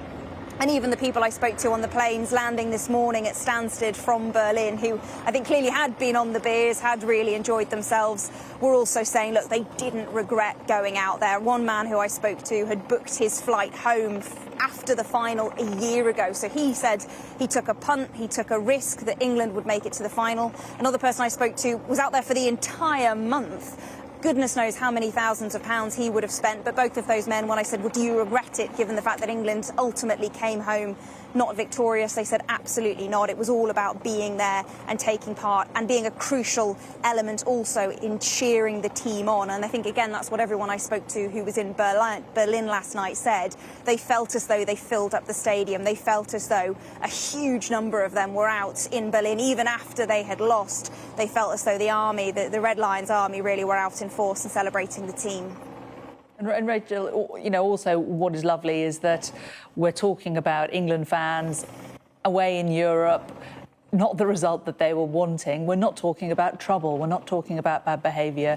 It seemed like there was really great atmosphere across there in Germany, and we think the team are coming out now. Oh, maybe it's their partners or assistants. We don't know. Sorry. Hope I haven't offended anybody. We saw just a couple of moments ago, Rachel, we saw some of the staff there taking in a couple of very large holdalls, and I wondered whether maybe they're changing into an outfit so they're all coming out dressed the same potentially, which may be the delay that we are seeing on the steps there. And Rachel, sorry, we were just reflecting on the fact that there just really was very, very little trouble in Europe over the course of this tournament, from England fans at least, which is a lovely thing to be talking about.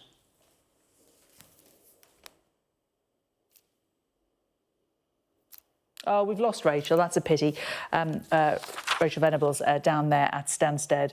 But let me just tell you what we're looking at here. We're looking at the plane which has returned from Berlin carrying the England football team, the men's England football team, who got all the way to the final but were defeated by Spain in the Euros last night. Spain winning, if you don't know already, 2-1. The Three Lions falling at that last hurdle. It certainly wasn't the result that they were hoping for. Gareth Southgate seemed pretty crestfallen in the statement that he gave to the media last night. But there was one goal from Cole Palmer, but it wasn't enough. It's the hope that kills you, they say. It wasn't quite enough to get England over the line at the end of the day. The commentators, most of them seemed to feel that Spain were the better team. They had a fantastic tournament, and perhaps they were the worthy winner at the end of the day. There was an awful lot planned if the match had gone a different way today. There was potentially meetings with the great and the good, possibly an open-top bus trip. But instead, unfortunately, they've landed to a rather rainy Stansted. It is exactly the kind of weather that you just don't want to see when you're stepping off a plane at the end of your holidays as you touch back down in the UK. Looks like people are coming off the plane now. And there we are, seeing some of the England team, as it were, in inverted commas, not the team that play on the pitch, but the backroom team. And there is Gareth Southgate. And as predicted, it looks like they're all wearing the same outfit. I think that possibly was what was in those old halls as they all come out. Rachel, we're seeing Southgate coming out now. He's had his hand shaken, he's had his shoulders patted by the crew as he landed back on the ground, but he looks pretty dejected as he walks into the terminal building.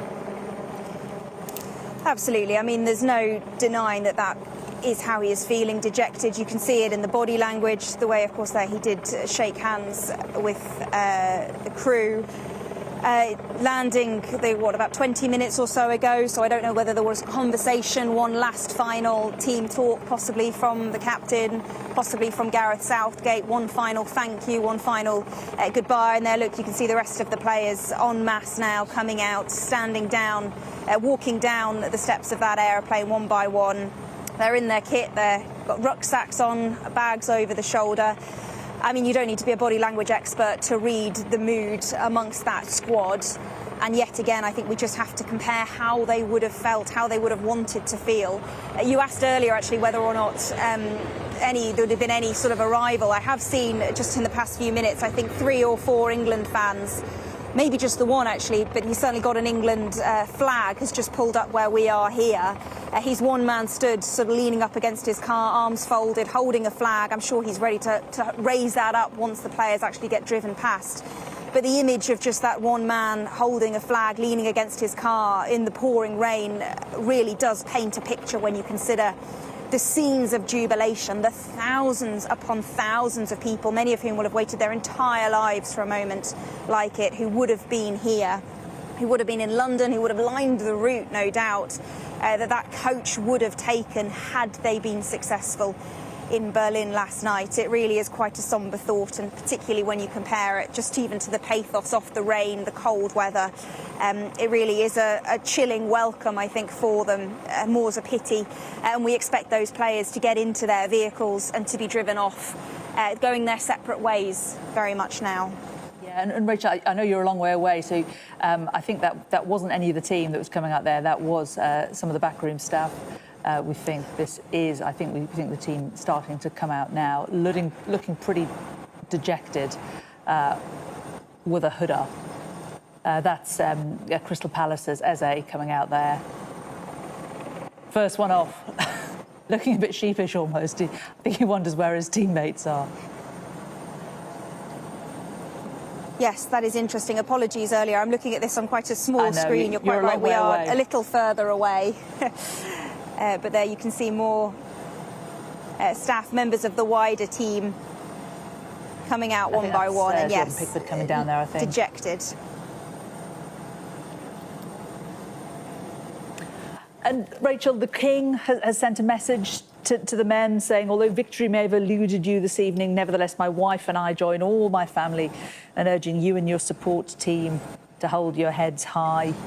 All those who've participated in sporting activities at any level will know how utterly despairing such a result can feel when the prize was so near, and will join me in sending heartfelt sympathy even as we congratulate Spain. But please know that your success in reaching the European Championship final is a really great achievement in itself, and one that brings with it pride of a nation as it continues to roar for the Three Lions today. We think Saka just coming off there, Ivan Toney, Ollie Watkins also.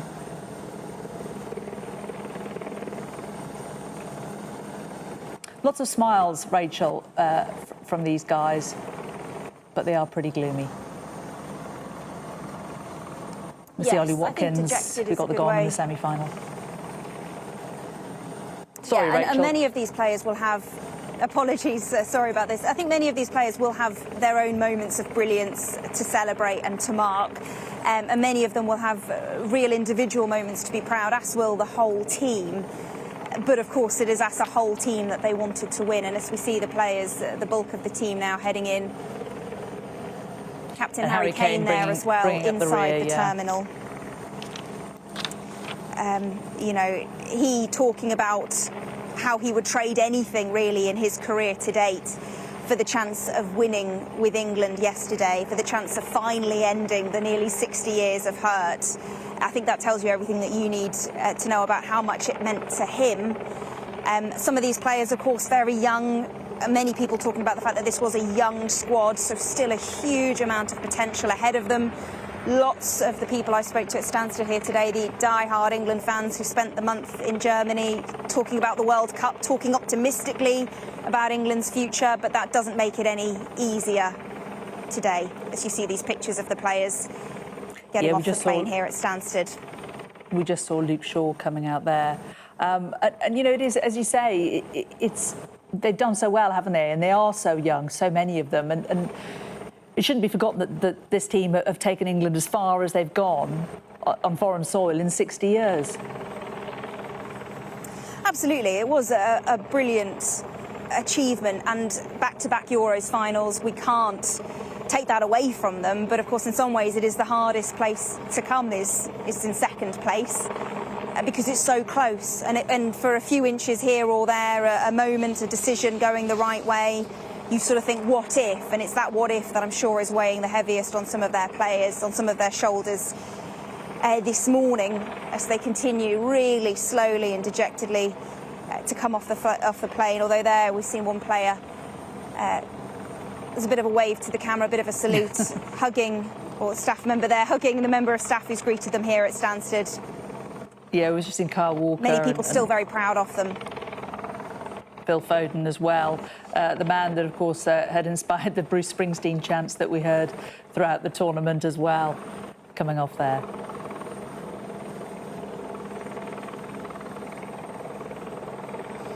Just trying to work out whether we know whether they've all come off or not. We don't want to miss any stragglers.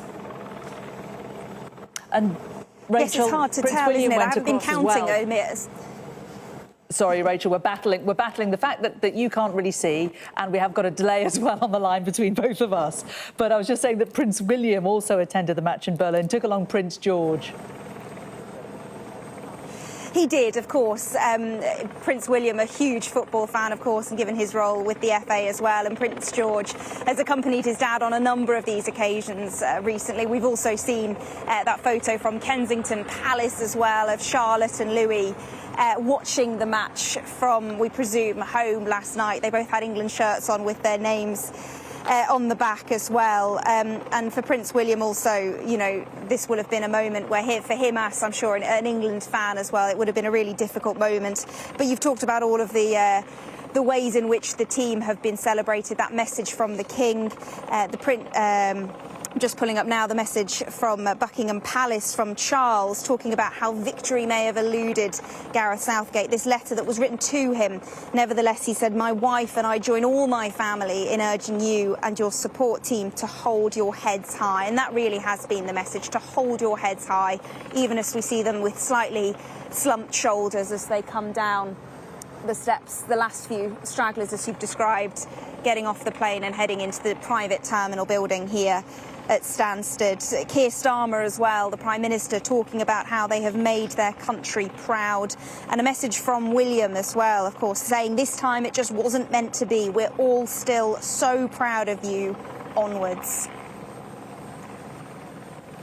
Rachel, thanks very much for that. Rachel Venables down there at Stansted Airport as the England team return to the UK following what could have been a very different result, but their loss at the finals of the Euros. And let's just bring you a little bit of breaking news coming out of America on the attempted shooting of President Trump, well, the successful shooting of his ear at the weekend.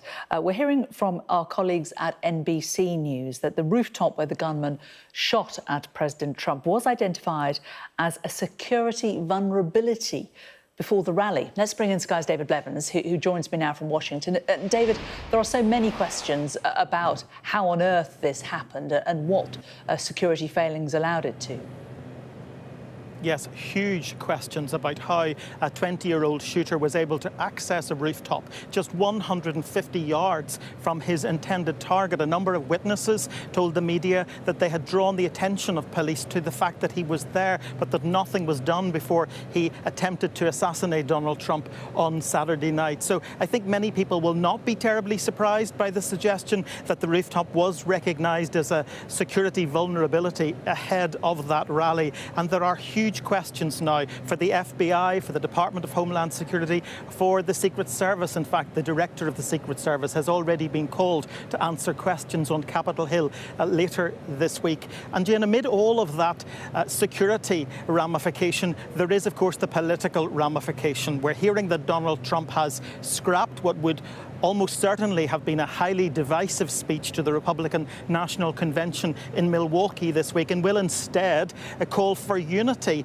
If that's true, and it probably depends on how closely he sticks to the auto cue, it would mark a dramatic shift in the tone of his campaign, in many ways echoing what we heard from President Biden in his rare address to the nation from the Oval Office last night, when Joe Biden spoke about the urgent need to tone down the political rhetoric in the United States.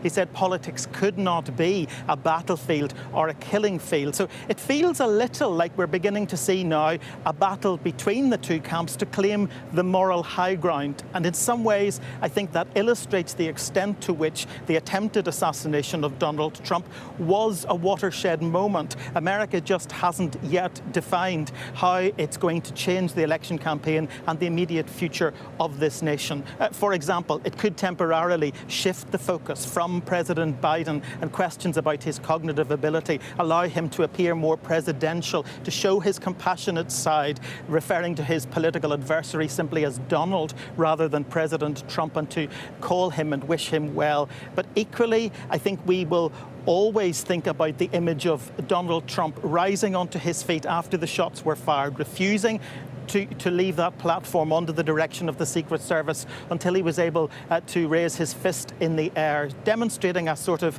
strength and courage and defiance, perhaps everything that Joe Biden is not. And that might just be enough to propel him back into the White House in November. David, thanks very much. David Blevins there for us in Washington. Well, let's return to the breaking news we brought you just a short time ago, that police in Tenerife say they found human remains in the area where the British teenager Jay Slater went missing almost a month ago. Officers say evidence strongly suggests the remains found are those of the missing teenager. The 19-year-old from Oswald Thistle in Lancashire disappeared in a remote area of the island where officers had been searching. Jay went missing after attending a music festival on Sunday, the 16th of June. He was staying at an apartment complex in Los Cristianos with a friend, but after the festival, he went to a different apartment in the Masca area. His last recorded location showed rural Deteno Park, a mountainous area popular with hikers. One of his friends says he called her on the Monday morning to say he was lost, in need of water, and only had 1% on his phone battery. He told her he was walking back to his apartment after missing the bus. It would have been an 11-hour walk. Well, it's this area near Mascal in rural Deteno Park where remains have been found. A statement from the Spanish police says the Mountain Rescue and Intervention Group of the Civil Guard has located the lifeless body of a young man in the Masca area after 29 days of constant searching. Without full identification, all indications are that it could be the young British man who has been missing since the 17th of June. The first investigations revealed that he could have suffered an accident or fall in the inaccessible area where he was found. Well, we've had another statement. This one is from the Overseas Crisis Support Group, LBT Global, who are helping Jay Slater's family. And they say LBT Global is saddened to announce that a body found in Tenerife does look to be that of Jay Slater. It's understood the body was found close to the site of his last mobile phone location. Although formal identification is yet to be carried out, the body was found with Mr. Slater's possessions and clothes. A post-mortem and forensic inquiries will follow. They go on to say that LBT Global are supporting the family at this distressing time and ask for everyone to afford them space and privacy to come to terms with the news. Well, we've also, in the last few minutes, had a statement from Lancashire Police. They say, we have today been notified by the Guardia Civil that they have found the body of a man and that the indications are that this is Jay Slater. While at this stage no formal identification has been carried out, our thoughts are very much with Jay's family at this time, and we continue to offer them our support. Well, for the latest on this, I'm joined by Sky correspondent Shingi Marariki. And Shingi, the family had not given up hope, had they? They'd taken money from the GoFundMe account to pay for a team from the Netherlands who were due to arrive today with dogs to continue the search. Yes, that's right, Jane. After 29 agonising days, this will be the worst possible news for Jay Slater's family, who, like you say, hadn't given up hope, who were still trying to pour resource and emotional energy into the search effort, which had been going on for nearly a month now and was taking an emotional toll on them. We understand that their family are still there. A statement yesterday from Jay's mum, Debbie, reminded us of the impact this was having on her. She talked about how this was unimaginable and how difficult it was for them to spend this amount of time without their son. And just to come back to this case, which has been shrouded in so much rumour, so much social media noise and speculation, Jay Slater was out at a music festival in Tenerife. On the third day of that festival, we understand that he met two men near where he was staying. He then took a car with those two men to the rural area of Masca in Tenerife, which is rugged, difficult to get around, as our pictures are showing there on the screen. And then we know that he allegedly attempted to try and walk back to where he was staying. That walk could have taken 11 hours. An eyewitness who we spoke to when we were there said that he asked where the bus was going, what time the bus was coming, before walking in the wrong direction. We know around about that time he spoke to some of his friends, telling them that he was trying to make the walk back, that he had no water, that his phone was running out of battery, that he had pricked his foot on a cactus. The search operation formally continued for 12 days before the Spanish Civil Guard said that they were calling it off. But we understand now that as part of a search operation that's continued, they have found a body which, by all indications, matches the description of that of Jay Slater, with his belongings, his clothing there with that body. And a couple of things stand out in those statements that we have. One of those is the fact that they are talking about the potential injury to the person who they're found, saying that they may have suffered a fall, which is a reminder of how difficult it would have been for someone with no phone battery, with no water, to try and navigate that landscape. They also talk about how they tried to seal off the search area, which is a kind of reminder of the fact that there were people who travelled from the UK to Tenerife to join the search, and that speculation, which started online, then became part of a kind of real-life effort to look for Jay. And at the heart of this was a family who stayed in Tenerife, who had been supported by the money from that GoFundMe fundraiser, and who were utterly bereft. We spoke at various points to Jay's father, Warren, who travelled up to Masca, travelled up to the mountainous region in an effort to retrace his steps, in efforts to join the search operations. At a point, he said to me, I just want my son off this mountain. And he would often ask reporters how they would feel if they were in this position, if they were parents and they had no idea where their son may have been, and they were surrounded by all these questions and social media speculation as well. But we now know that a body has been found in what looks like the worst possible news for Jay Slater's family. OK, Shingi, thanks very much for that. Well, let's bring in Peter Kirkham, former Detective Chief Inspector with the Met, who joins us now. And Peter, it's a month since Jay went missing. Is it unusual for it to take so long, do you think, for the police to find a body which appears to be very much in the area where they thought he'd gone missing? Not really. Not in an area where access is so difficult and the terrain is so difficult, as has been the case here. Everything is very, very slow.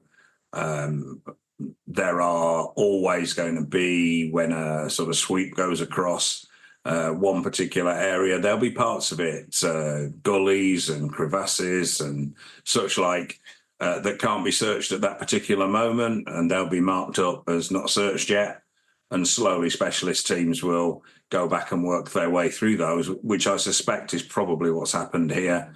It would seem like the area has been searched before, but quite probably not in the level of detail in relation to the more inaccessible points like the crevasse. And with a post-mortem examination is now expected to take place, how long should we expect that probably to take? Well, the post-mortem will take a number of hours, and it will be the logistics of where that's going to be and getting an appropriately qualified pathologist and the support that they need in order to do that. Within London, they'd be done within a few hours, or certainly, early the next day. The results may or may not be available to the police immediately. Things that are obvious, things that are seen by the pathologist during the post-mortem, they'll be brought to the attention of the officers. There'll probably be an officer at the post-mortem, so they'll know about them right from the very beginning. But the conclusions of the pathologist, the opinion of the pathologist in terms of what, if any, of the injuries was potentially fatal, that may follow. And things like toxicology and other tests that maybe need some sort of laboratory analysis, they will take some time afterwards. And only when all of those are in will the pathologist be able to give a final definitive opinion. But I would suspect in this case, the police will be expecting within a few hours of that post-mortem starting to know pretty much what became of Jay in terms of how he ended up dying in that particular location. And as in this case, and as with other cases we've seen in recent years, the amount of conspiracy theories and social media theories about what happened to this young man just developed a life of their own, didn't they? How tricky does that make the police's job to sort of cancel out all that noise? To be honest, the police, if they are wise, will just basically shut themselves off from most of it. Some part of the organisation will need to be screening that information and having a look at that information, think about it. And some leads and lines of inquiry and suggestions might be followed up to a certain extent. But the police need to be led by what's in front of them. There's an old detective saying that you clear the ground from under your feet, which basically means before moving forward, you check out everything that you're standing in the middle of. And work forward from there. And if the police do that, then the distractions of all these weird, wonderful and wild theories that people come up with, and they can usually find something somewhere to hang these theories on, all of those will be noise in the background. Now, it might be distracting. It will result in media inquiries of the police, but hopefully they'll be in a position where they are dealt with by a media department rather than operational officers. It's not helpful. The main problem with it is so distressing for the family because they'll be exposed to all of these things, some of which don't reflect well on Jay in any event. And that will just be adding to their distress. Unless they've got actual things they have seen and heard for themselves, people would do well to keep their wild theories to themselves and certainly not put them on worldwide social media platforms. Sage advice. Peter Kirkham, former Detective Chief Inspector at the Metropolitan Police, thank you very much. Well, let's cross now to Tenerife. We're joined by the author and travel writer, Joe Corley, who is out there. And Joe, this news is only just broken in the last couple of hours. The body was discovered this morning. What is the response on the island? I think on the island, it's one of shock, obviously sympathy. It's a tragic end. The community in Tenerife have been fully invested in this. It has been the talk at any social get-together. There's a whole lot of sympathy within the expat community here. Is there surprise that this has been the outcome, given what you living there understand of the terrain and of that particular part of the island? I think the surprise from those that don't really know that area, who found it hard to understand how he was found now, and it was relatively close to the village. But from those that know the area, like myself, in some ways it's not a surprise. This is treacherous terrain, like Peter Kirkham just said. There are parts that are inaccessible, very dangerous, and only for experienced mountaineers and hikers. It was entirely possible this is what happened. In fact, it is entirely probable this is what happened. What do you know about the actual location itself? You say it's relatively close to the village. Are you able to give us any sort of greater description? Not at this point. I know that it was very close to where Jay's phone was last located, the last ping from his phone, which is probably maybe half an hour walk from the village. I think the line of inquiry, well, there are several lines of inquiry, but the most probable route that Jay took was going to be downhill, and people thought maybe he just headed to the ocean. He's got nowhere near that. I mean, the ocean is a 3-hour walk at best if you're experienced and you have the right gear to get to the ocean. And where he was found, or where the body was found, was much closer to the village than the ocean. Right. I mean, it must have been an area that would already have been searched, mustn't it? I mean, there were so many search teams out there. How do you think he was missed? Again, like Peter Kirkham said, it's a vast area and it's full of ravines and crevices. The area around this would obviously have been searched, but it's highly possible that this particular place where he was found was overlooked. The idea was they would search, then research, and search again, pinpointing certain areas. And I guess the time for this particular area to be researched again had come, and this is when they tragically found his body. It is a tragedy indeed. Joe Corley, author and travel writer, joining us from Tenerife. Thank you so much for joining us. Well, a short time ago, we brought you live footage of the England squad arriving back at Stansted Airport. So we saw Gareth Southgate coming off first, and then one by one, members of the team filed out behind him. While reacting to last night's heartbreak, we are now joined by a man who knows a thing or two about managing the Three Lions, former England manager Sam Allardyce. Sam, good to talk to you today. What went wrong? What went right last night? Well, I think, lots went right. I mean, we got to another final, first time we got to a final on foreign soil. But our expectations, obviously, after the last Euros, when we lost at Wembley to Italy, that we would finally crack that long wait from 1966. But, you know, it was a great effort to get there. Some sticky moments through the groups, and then obviously the way to the final was planted by lots of good goals and lots of effort by the team. But unfortunately, in the end, got beat by what was the better team. I mean, we have to face the fact that on the night, Spain were much better than us. Was Gareth Southgate right to give Kane so much time on the pitch, do you think? Well, I mean, this is one of the hardest parts of the job when you've got such a iconic captain who's one of the biggest goal scorers England has ever had, who's scored 40 goals in the German league, playing on German soil, very familiar with it. But unfortunately for him, I mean, you know, I don't know, did he win the Golden Boot or did somebody else win it?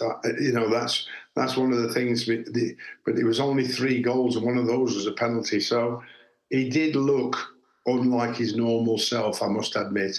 And I think at least he did the right things by substituting him in the last few games, and making that substitution help the team.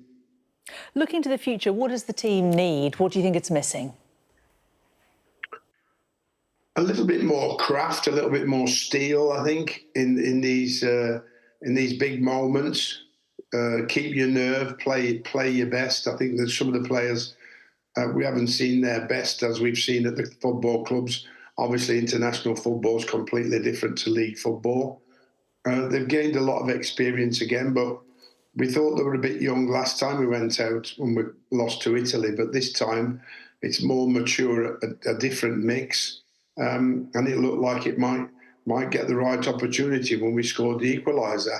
But I have to say, unfortunately, the lads never took it on from there. They went and sat back again and encouraged Spain to go on and win it, which is exactly what they did. And it's a hard balance, isn't it? Because you want maturity, as you say, on the pitch, but you also want the energy that the youth bring too. Yes, I mean, it's a hugely difficult tournament at the end of a long season, but it's the same for everybody. So, you know, we all have to cope with it, whichever way we've got to cope with it. We've got to be mentally strong, that if we are feeling tired, that we push ourselves to the very limit mentally so we get through it. I think that is one of the big things. They've all talked about the team spirit at England, which is a good thing, but the mental resilience is probably something we need to take that little bit farther, as well as what looked like a very, very talented team, a very talented squad, didn't quite show the talents that they've shown at their own football clubs in this tournament. And then that, therefore, leads to questions, doesn't it, about Gareth Southgate, about whether he is the right man to lead the team onwards from now. What do you think of that? Well, listen, as an Englishman, he's done a fantastic job. He's got farther than anybody else since Sir Alf Ramsey in '66. So you have to give a lot of credit for that, and the team itself, and the way that things have gone forward. But what I would say is 8 years is a long time as manager of England. Huge amount of pressure and a huge amount of stress, which we've seen in this tournament yet again. So he will want to talk to his family. He will want to talk to the FA. And I think it would possibly be his choice if he left or not. I don't think it would be the FA's. One big problem is, where are the English managers to replace him? That is the big problem. I'd hate to... Yeah, who would it be, do you think? Well, I'd hate to think we'd go foreign. And I have a sneaky feeling they might. And that would be the worst thing for this country, I feel. Why do you think that? Well, there's not enough English managers can get a chance in the Premier League now. I think at this moment in time, I can only think of, is it two? Eddie Howe and Sean Dyche out of 20 football clubs.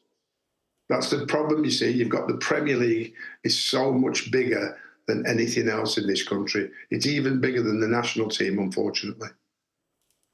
Do you think any of those managers will be tempted away? Well, if they are, they should take it. That would be my recommendation, that's for sure.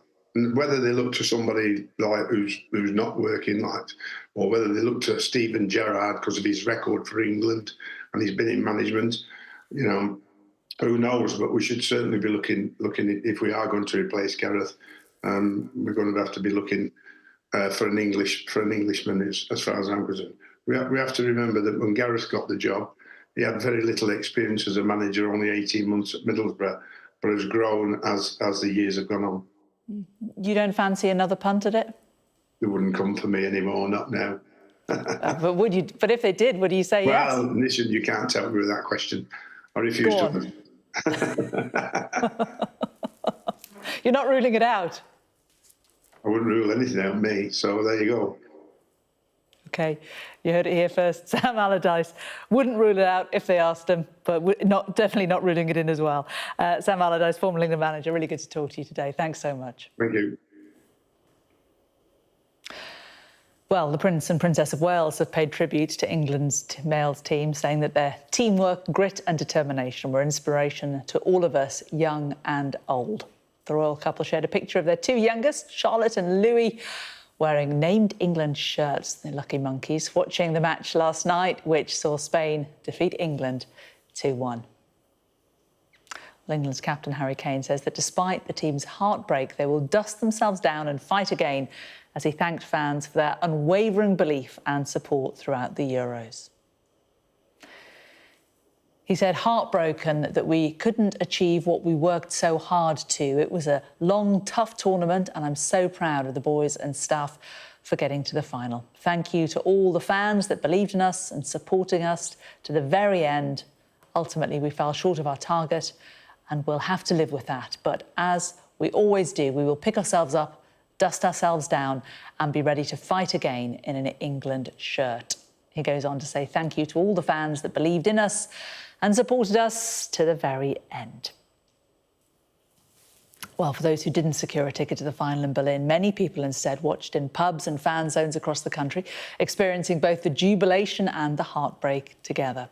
Watching alongside was our national correspondent Tom Parmenter, and a warning that this report does contain flashing images. Everything was in place. The nation gripped with the Eurovision that looked for a few glorious minutes like it might just deliver a trophy. Cole Palmer's equaliser in the 73rd minute created mayhem in his home city. In Colne in Lancashire, they believed too.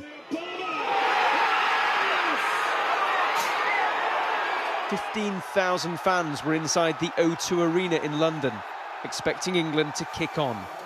Not for Spain, to kill the party. The shirts in the crowd in Manchester each came from a different era of disappointment. Gazza's tears, Beckham's red card, all those penalty misses. One of them in 1996 by a 21-year-old defender called Gareth Southgate.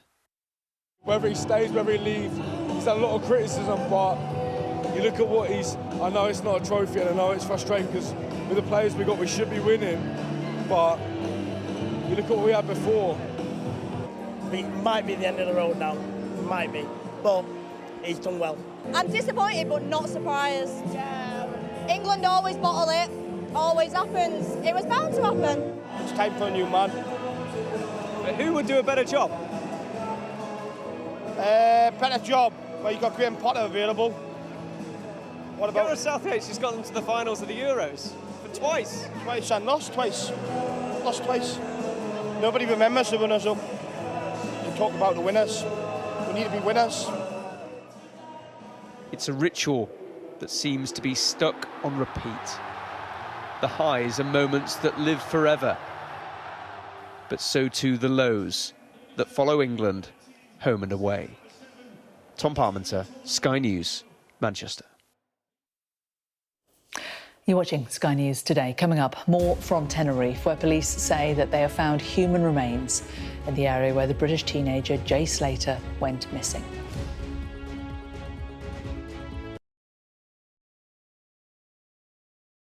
There's always more to the news than a headline.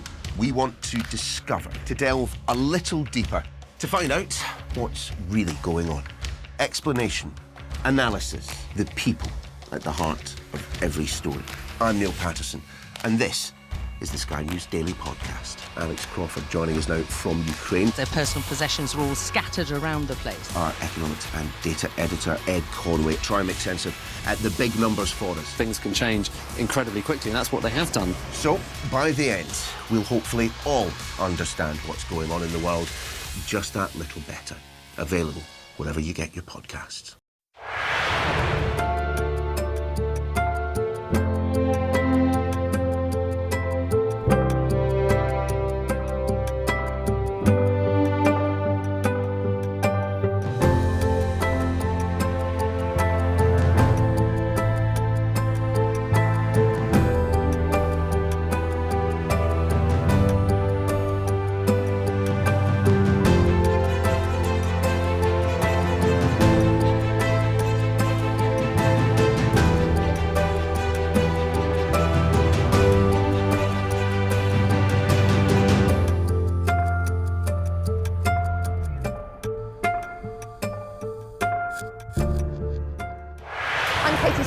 And I'm Sky News' arts and entertainment correspondent. When you think of Glastonbury, it's mud you want and music. They're going to cross to us live in a minute. Okay. We always were capable of doing this. Oh, they're wonderful children as an audience. Who did that? Maverick, here on the red carpet. I'm so excited. Hello. We take you to the heart of the stories that shape our world. Nor have I ever struck any woman in my life.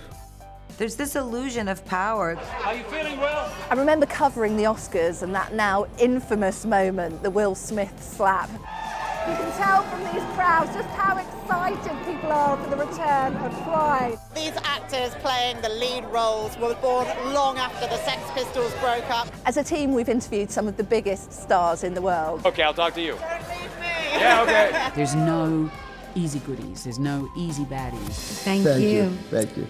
Bye.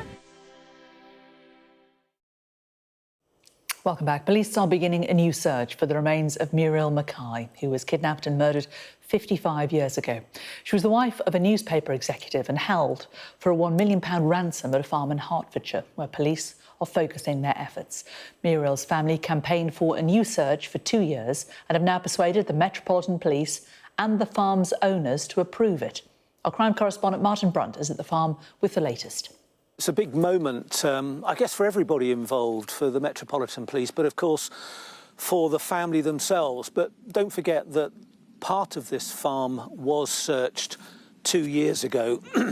A patch of land behind the farmhouse was excavated over about a week, but police found nothing. The family said afterwards that they had effectively searched in the wrong place. Why they're back now is because the family went to Trinidad to meet one of the two brothers who were convicted of Muriel Mackay's kidnap and murder, and he was very adamant, very precise when he met them in Trinidad and pointed to an exact spot, which is just to the side of the area that was searched 2 years ago. And Nizamuddin Hussain, this is the man we're talking about, the man convicted of Muriel's murder, he said that she had died during that period she was held here while they tried to negotiate a ransom. She died of a heart attack, and in his panic, he and his brother buried her behind the farmhouse, and he was very descriptive. He said, I carried her out of the farmhouse, I went through a gate, I turned left, and just beside a fence, 2-3 feet from the fence, that's where the body is. Now, with that information, the family have, over the last few months, persuaded the Metropolitan Police and the owner, perhaps most importantly, the owner of the farm, to allow a second dig. And that has begun. I've been talking to one of the officers involved who said that the earth has been broken. We've watched an assembly of dozens of the teams that are going to carry out this search, forensic investigators, forensic archaeologists, forensic photographers, and search teams, specialist search teams, who have now embarked on an excavation that's likely to go on probably until Friday, unless, of course, they find what they're looking for before then. Martin Brunt there with the latest on that. Well, let's just return to all the breaking news that we've been bringing you this afternoon. Police in Tenerife say they found human remains in the area where the British teenager Jay Slater went missing almost a month ago. Officers say that evidence strongly suggests the remains found are those of the missing teenager. The 19-year-old from Oswald Thistle in Lancashire disappeared in a remote area of the island where officers had been searching. Jay went missing after attending a music festival on Sunday, the 16th of June. He was staying at an apartment complex in Los Cristianos with a friend. But after the festival, he went to a different apartment in the Masca area. His last recorded location showed the rural Deteno Park, a mountainous area popular with hikers. One of his friends says he called her on Monday morning to say that he was lost, in need of water, and only had 1% of phone battery. He told her he was walking back to his apartment after missing the bus. It would have been an 11-hour walk. It's this area near Masca in rural Deteno Park where remains have been found. A statement from the Spanish police says the Mountain Rescue Intervention Group of the Civil Guard has located the lifeless body of a young man in the Masca area after 29 days of constant searching. Without full identification, all indications are that it could be the young British man who has been missing since the 17th of June. The first investigations revealed that he could have suffered an accident or fall in the inaccessible area where he was found. Well, in a separate statement, Lancashire Police said, "We have today been notified by the Guardia Civil that they have found the body of a man and that the indications are that this is Jay Slater." While at this stage no formal identification has been carried out, our thoughts are very much with Jay's family at this time, and we continue to offer them our support.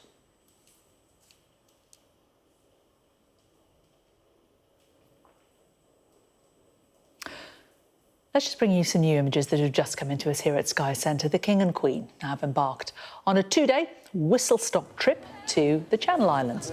Charles and Camilla are travelling to Jersey today and then on to Guernsey tomorrow in their first battle to the two bailiwicks, which are the crown dependencies off the northwest coast of France since the King acceded even to the throne. The King is known as the Duke of Normandy on the Channel Islands, which dates from when William the Conqueror's son, Henry I, seized the Duchy of Normandy, including the islands, in 1106. And of course, this comes as Charles returns to public duties despite his continued treatment for cancer. He, of course, attended the busy D-Day commemorations in Normandy in France at the beginning of June, followed by trooping the colour, the Garter Day ceremony and royal ascot. The trip will end the day before the state opening of Parliament, which is happening on Wednesday, which is also Camilla's 77th birthday. You can see the King and the Queen meeting beekeepers there.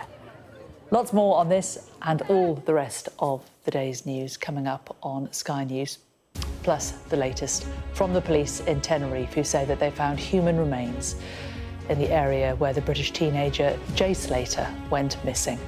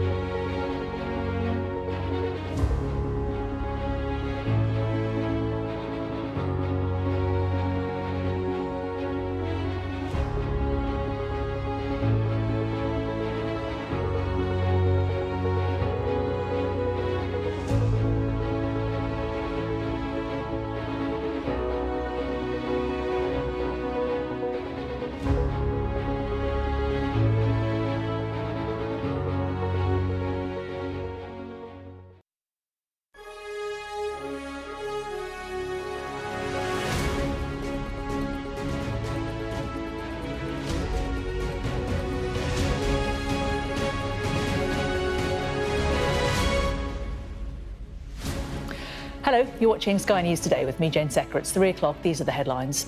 Spanish rescue teams say they found human remains in the area where the British teenager Jay Slater went missing. We have the very latest live.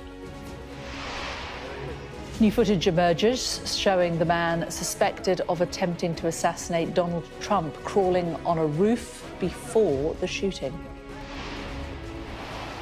Donald Trump is now in Milwaukee as thousands of Republican delegates meet there today to formally endorse him as their presidential candidate. Also ahead, a 34-year-old man is remanded in custody after appearing in court, charged with the murder of two men whose remains were found in suitcases. The England football team arrive home after their defeat in last night's Euros final against Spain.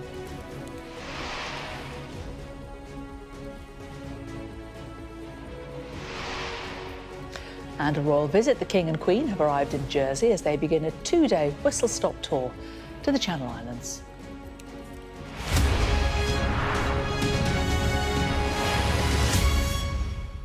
Hello, thanks for joining us. Officers say evidence strongly suggests the remains found in Tenerife are those of the missing teenager, Jay Slater. The police there say that they have found human remains in the area where he went missing almost a month ago. The 19-year-old from Oswald Thistle in Lancashire disappeared in a remote area of the island where officers had been searching. Well, Jay went missing after attending a music festival on Saturday, the 16th of June. He was staying at an apartment complex in Los Cristianos with a friend. But after the festival, he went to a different apartment in the Masca area. His last recorded location showed the rural Deteno Park, a mountainous area popular with hikers. One of his friends says that he called her on Monday morning to say he was lost, in need of water, and only had 1% phone battery. He told her he was walking back to his apartment after missing the bus, but it would have been an 11-hour walk. It's in this area, near the Masca de Rural Deteno Park, where remains have been found. Well, a statement from the Spanish police says the Mountain Rescue and Intervention Group of the Civil Guard has located the lifeless body of a young man in the Masca area after 29 days of constant searching. Without full identification, all indications are that it could be the young British man who's been missing since the 17th of June.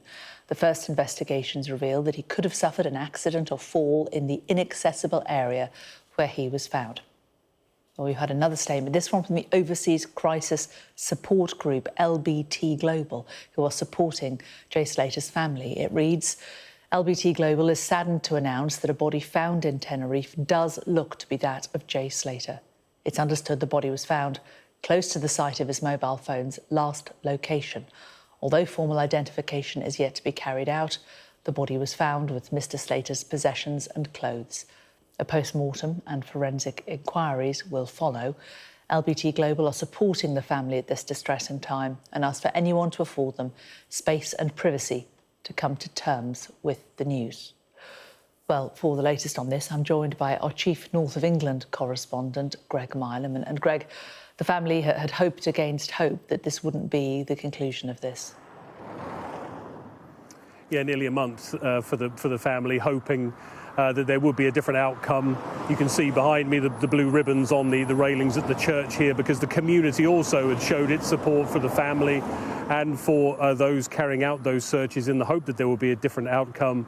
But today, confirmation of something which I thought people realised as time went on was looking more and more likely as the outcome, that confirmation from the Mountain Rescue Division of the Civil Guard in Tenerife, laying out what has been found, laying out the fact that still a post-mortem, a formal identification needs to take place, but very much the indications, they say, making it look as if this is Jay Slater, where this body was found. Bearing in mind the last location from his mobile phone is significant. What's also interesting is that when you think a couple of weeks ago they announced that the official search had actually been called off. It's clear in the statement that they've issued today that the reason for that, they talked about this incessant and discreet search that continued and that they preserved parts of that very remote area so that they can continue searching, as they put it, without curious onlookers in the area. Clearly they were concerned about the risks that some of those amateur search teams, those amateur detectives who were there, could be compromising the search. So having told us all that that search was over, clearly some work was ongoing, and the result of that is what they've announced today. But as I say, the suggestion that it was a fall or an accident of some form is what they're suggesting at the moment, although the investigation is continuing, and of course the post-mortem will be critical to finding the answers to that. But for the family and for the community here, definitely not the ending they were hoping for. Greg, thank you very much. Well, let's just bring you some breaking news coming out of America. A judge there has dismissed former President Trump's classified documents case over concerns about the legality of the special counsel's appointment. Let's bring in Sky's David Blevins, who joins me now from Washington. David, just remind us what this case was about and how significant is it that the judge has dismissed this whole case?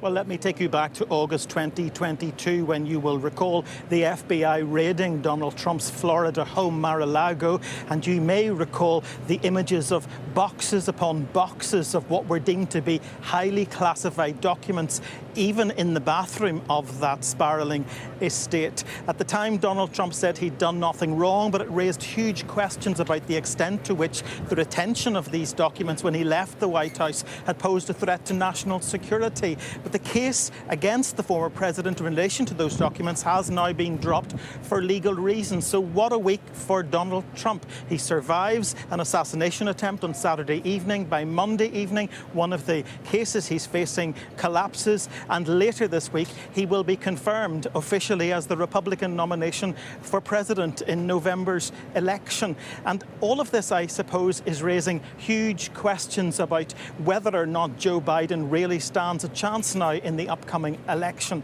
Donald Trump, we understand, has already, for example, scrapped what would have been a divisive speech he was going to deliver in Milwaukee at that convention this week. He says he's going to call for unity instead in the wake of the attack on Saturday night. If he does that, and that's a big if, depends probably if he sticks to the auto cue or not, he will in many ways just be echoing what Joe Biden said in his unusual address from the Oval Office last night, when he said politics cannot be a killing field in the United States, and he called for the political rhetoric to be toned down. So I think what we're now witnessing is a battle for the moral high ground between the Republican and Democratic contenders for the White House in November.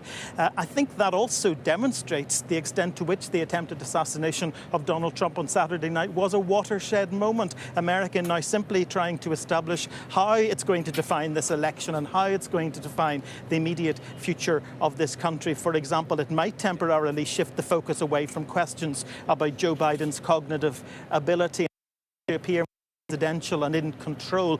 On the other hand, that image of Donald Trump rising onto his feet, refusing to leave the stage in Pennsylvania, despite directions from the Secret Service to do that, until he had raised his fist in the air, show a strength, a courage, even a defiance, all of the things that Joe Biden is not showing right now. And that just may be enough to propel him back into the White House in a few months' time.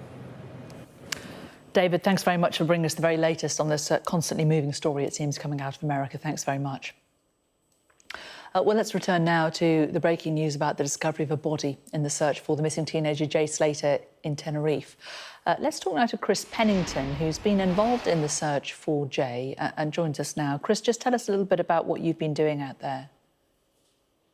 Hi, good afternoon.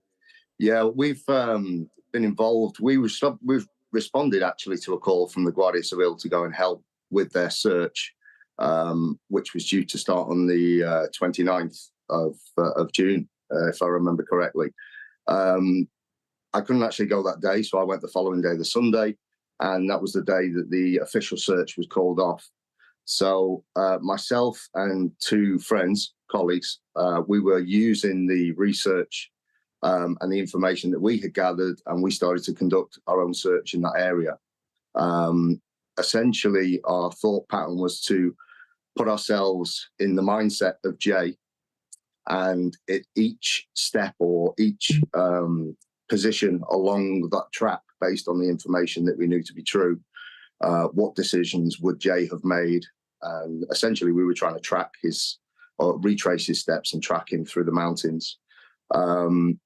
We've been working for 3 weeks, and we've done a number of recce's up on the site, particularly the point at which we believed he left the road and came down into the thicket, into the bush area.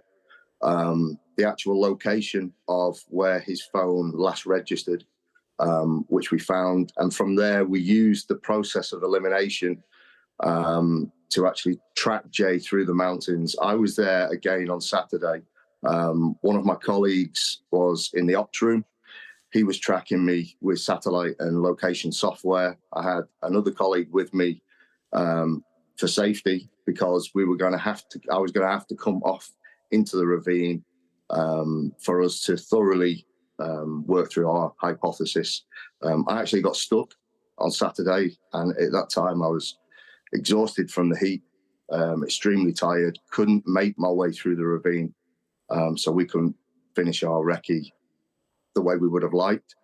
I actually had to make my way back up to the trap, which was exhausting. That whole area is a heat trap, and as you get into the middle of the day, it's almost unbearable. So yeah, we understand the terrain. It's virtually impossible, but we believe that Jay, had he have gone into survival mode, gravity was taking him down into the ravine, and really his only lifeline would have been to head for the coast and head for the ocean, because it would have been impossible for him to turn back and come up to the road. Absolutely no way. And how close was where you were searching, do you know, to where this body has been found? I don't know exactly the point where the body's been found, so I don't want to speculate. But from the research that we had, we believed, I was trying to get to a place less than 500 meters further on, because this is where it becomes, the ravine is, the cliffs and the drops are a couple of 100 feet. And had Jay have made it that far, unfortunately, he would not have been able to get down there safely. He would have been dehydrated, confused, scared, lost. And at that point, you just have to think that, he would have had an accident. Certainly an amateur like myself, there's no way I could have got to those cliffs and navigated my way down. The only way it could have been done is if the Guardia Civil or the Spanish military brought in a specialist team to go back and search that area. It just isn't safe for people of my capacity or amateurs to go and search there. It really is treacherous terrain. And you're a former Army reservist, and you're obviously pretty tough, but you found it hard. It does kind of give some kind of indication, doesn't it, how a 19-year-old who is possibly not quite as life experienced as you may have easily got into difficulties. Yeah, this is the thing. Had Jay have been going uphill, of course, when you go uphill, you always have the chance to come down. But unfortunate for Jay, he was going down into a ravine. And once you start going down, it's almost impossible to get back up. Like I say, the heat exhausts you. He would have been in survival mode and just desperately trying to head for the coast. Unfortunately, he was completely unaware of what was ahead of him. But I also was unaware, and this is why we used simulation. We used LiDAR tracking systems so that we knew what was ahead of us, or what was ahead of myself walking down there. And unfortunately, you get to a point where it's a man trap. You're trapped down there, and the only way for Jay to have gotten out was to just keep heading for that coast. And unfortunately, it was an impossible situation for him, Are you surprised it's taken so long to find him? No, not at all. It's to search that area, you have to be focused on your own steps. It's that dangerous. I mean, I'm banged and bruised and scratched and cut. And I had the proper kit to look after your own safety and make sure you don't fall and come to injury yourself, and search for somebody at the same time. It's almost an impossible task. I mean, the Guardia Civil have done a phenomenal job. I can't express in words just how difficult it is. Well, Chris Pennington, really interesting to talk to you. Thanks so much for joining us today on Sky. Thank you. Now, England's players have arrived home following their defeat to Spain in the final of Euro 2024 yesterday. These were the scenes earlier as the England team, led by manager Gareth Southgate, stepped off their plane at Stansted Airport. Sky's Rachel Venables is at the airport for us. Glum faces all round, Rachel. Absolutely, and I think it was such a different experience, a different homecoming to the one that they would have dreamed of. Even the weather seemed to be miserable here. They pulled up to the tarmac, the plane touching down under glum grey skies, the rain pouring down. It would have been cold for them as they walked down those steps and went their separate ways. Instead of the party, the celebrations that of course would have been planned really to the 9th degree, they all got into separate cars, all of them with black tinted out windows, and went their separate ways, driving one after the other out of the gates here at the private terminal in the business side off Stansted Airport, instead of getting on the coach that would have taken them on to receptions with the great and good, no doubt the royal family, the Prime Minister, and to potentially a open-topped bus tour, which had been talked about through central London. But without the trophy, of course, there was no party, there was no celebration, and we saw those glum faces from the manager Gareth Southgate, from the players, from the surrounding staff. As we said, they went on their separate ways, some of them going home, others perhaps going on holiday. But it wasn't just the players who landed here at Stansted today. We've also been seeing fans, England fans, who were out in Germany, whether just for the final, just for the past couple of days, or some of them even for longer. And I've been speaking to those fans as they landed and went through the international arrivals gate at Stansted earlier, including one man who spent all 4 weeks out there. And this is a little of what he said to me earlier. It was a really good time, not the result we wanted, obviously. Been at both finals in the last few years, but, you know, it's still great memories made. You were at the stadium last night. What was it like? Talk me through those moments being in and amongst the rest of the fans. The atmosphere is just electric. I mean, no video or television can kind of replicate how good the atmosphere was inside that stadium last night. Unfortunately, we just didn't do enough to get it across the line. Well, you could hear the dejection even in his voice, and all of the fans have been very similar, many of them exhausted, many of them fairly emotional. They're proud in their own ways, of course, of how far England went, and I think it's fair to say that at the start of the tournament a few weeks ago, when you think back to the group stages and really the battering they were getting as far as the press and the public were concerned about the quality of play, many people wouldn't have even expected to see them get to the final. But of course, as they lined up at the Olympic Stadium in Berlin last night, many people, those fans included, I think, amongst them, would have really dared to hope and dared to dream.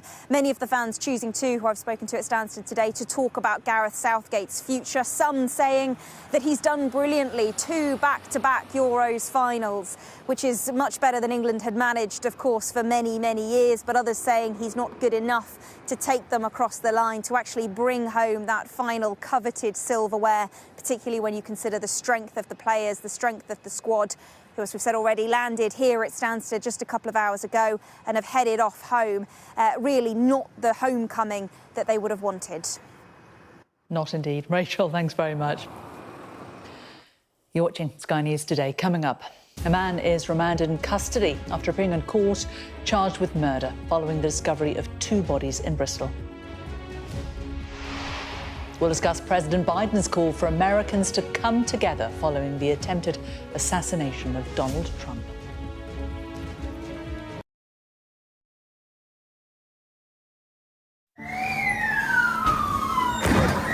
They've pushed the protesters further back here. There's around 200 or 300 still remaining. I'm Dan Whitehead and I'm Sky News' West of England correspondent. This van goes onto the streets of Plymouth 7 days a week, 365 days a year. These facilities at the moment are a lifesaver. It's all we've got.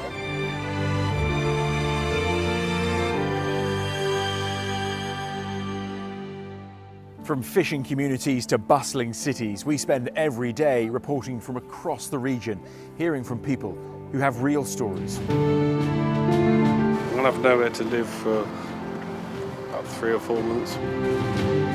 There are still people inside the properties here.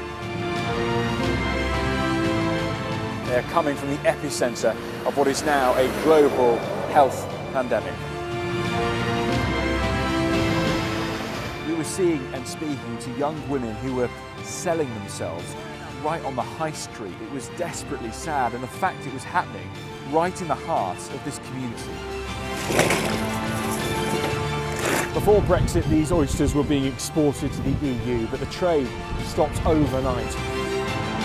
What's your feeling about the future then? Blake might all be finished, I don't know.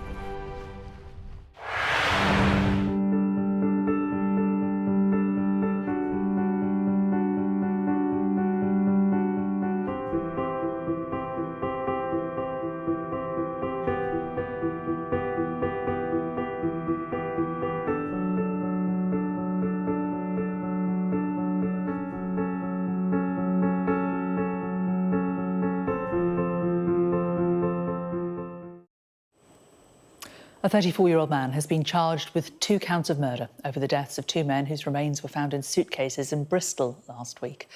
Police have named the 2 victims as 62-year-old Albert Alfonso and 71-year-old Paul Longworth.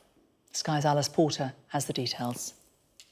34-year-old Jostin Mosquera stood to confirm his name but was unable to confirm his address.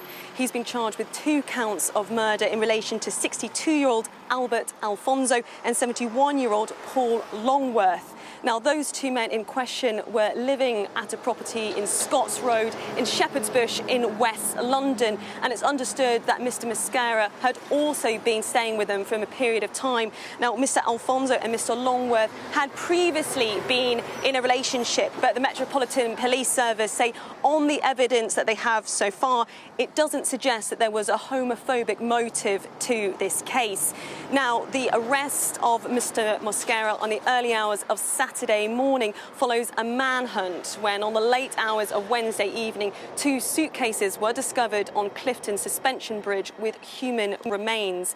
Unfortunately, human remains were then later discovered at a property in Scots Road in Shepherd's Bush, which led to the arrest of Mr Mosquera, and he's been charged with 2 counts of murder, and he will appear next on Wednesday at the Central Criminal Court, also known as the Old Bailey. Alice Porter there. The Foreign Secretary, David Lammy, is meeting Israel's President Herzog in his first overseas trip since taking office. Talking as the meeting got underway, he said he understood the pain of the Israeli people, but hoped for a swift end to the intolerable loss of life in Gaza. I come back to Israel, a country that I've come to know very well, this time as Foreign Secretary, after our general election result. And of course, I come back very conscious of the trauma of October the 7th, and very conscious of the pain and anguish that many hostage families are experiencing and the nation is experiencing. And I met with UK hostage families just last night, sharing with me their deep concerns, fears for their loved ones. I hope that we see a hostage deal emerge in the coming days, and I am using all diplomatic efforts. Indeed, last week with the G7 nations, and particularly with Tony Blinken, pressing for that hostage deal. And I hope too that we see a ceasefire soon, and we bring an alleviation to the suffering and the intolerable loss of life that we're now seeing also in Gaza. Foreign Secretary David Lammy there. Now, the plane carrying the Spanish national football team has arrived back home after last night's Euros final win. They landed in Madrid earlier, a little bit of a cheerier welcome for them than for the England team. They will meet the King Felipe VI and the Spanish Prime Minister before partying with fans in the capital. Look away now, England fans. Well, for those England fans who didn't secure a ticket to the final in Berlin, many watched here in pubs and fan zones across the country, experiencing both the jubilation and heartbreak together. Watching alongside was our national correspondent Tom Parmenter, a warning his report does contain flashing images. Everything was in place. The nation gripped with the Eurovision that looked for a few glorious minutes like it might just deliver a trophy. Cole Palmer's equaliser in the 73rd minute created mayhem in his home city. In Colne in Lancashire, they believed too. 15,000 fans were inside the O2 Arena in London, expecting England to kick on, not for Spain, to kill the party. The shirts in the crowd in Manchester each came from a different era of disappointment. Gazza's tears, Beckham's red card, all those penalty misses. One of them in 1996 by a 21-year-old defender called Gareth Southgate. Whether he stays, whether he leaves, he's had a lot of criticism, but you look at what I know it's not a trophy and I know it's frustrating because with the players we got, we should be winning, but you look at what we had before. It might be the end of the road now, it might be, but he's done well. I'm disappointed but not surprised. England always bottle it, always happens. It was bound to happen. It's time for a new man. But who would do a better job? Better job, well, you've got Graham Potter available. What about Gareth Southgate's just got them to the finals of the Euros for twice. Twice and lost twice. Lost twice. Nobody remembers the runners up. You talk about the winners. We need to be winners. It's a ritual that seems to be stuck on repeat. The highs are moments that live forever, but so too the lows that follow England home and away. Tom Parmenter, Sky News, Manchester. Now let's get a look at the weather. It's looking unsettled this week, although dry for many on Wednesday, but temperatures will be mostly around average. Central and southern parts cloudy with outbreaks of rain to end the afternoon, prolonged over England and Wales, while eastern Scotland will see showers. Western Scotland and the West Country look mostly fine. Central England and Wales can expect further rain overnight, heavy in places but becoming increasingly patchy. Elsewhere, it'll turn mainly dry, although Britain will keep a few showers. You're watching Sky News Today. Coming up, all the latest from the US with reports that a rooftop used by a gunman to shoot at Donald Trump was identified as a potential risk before the rally.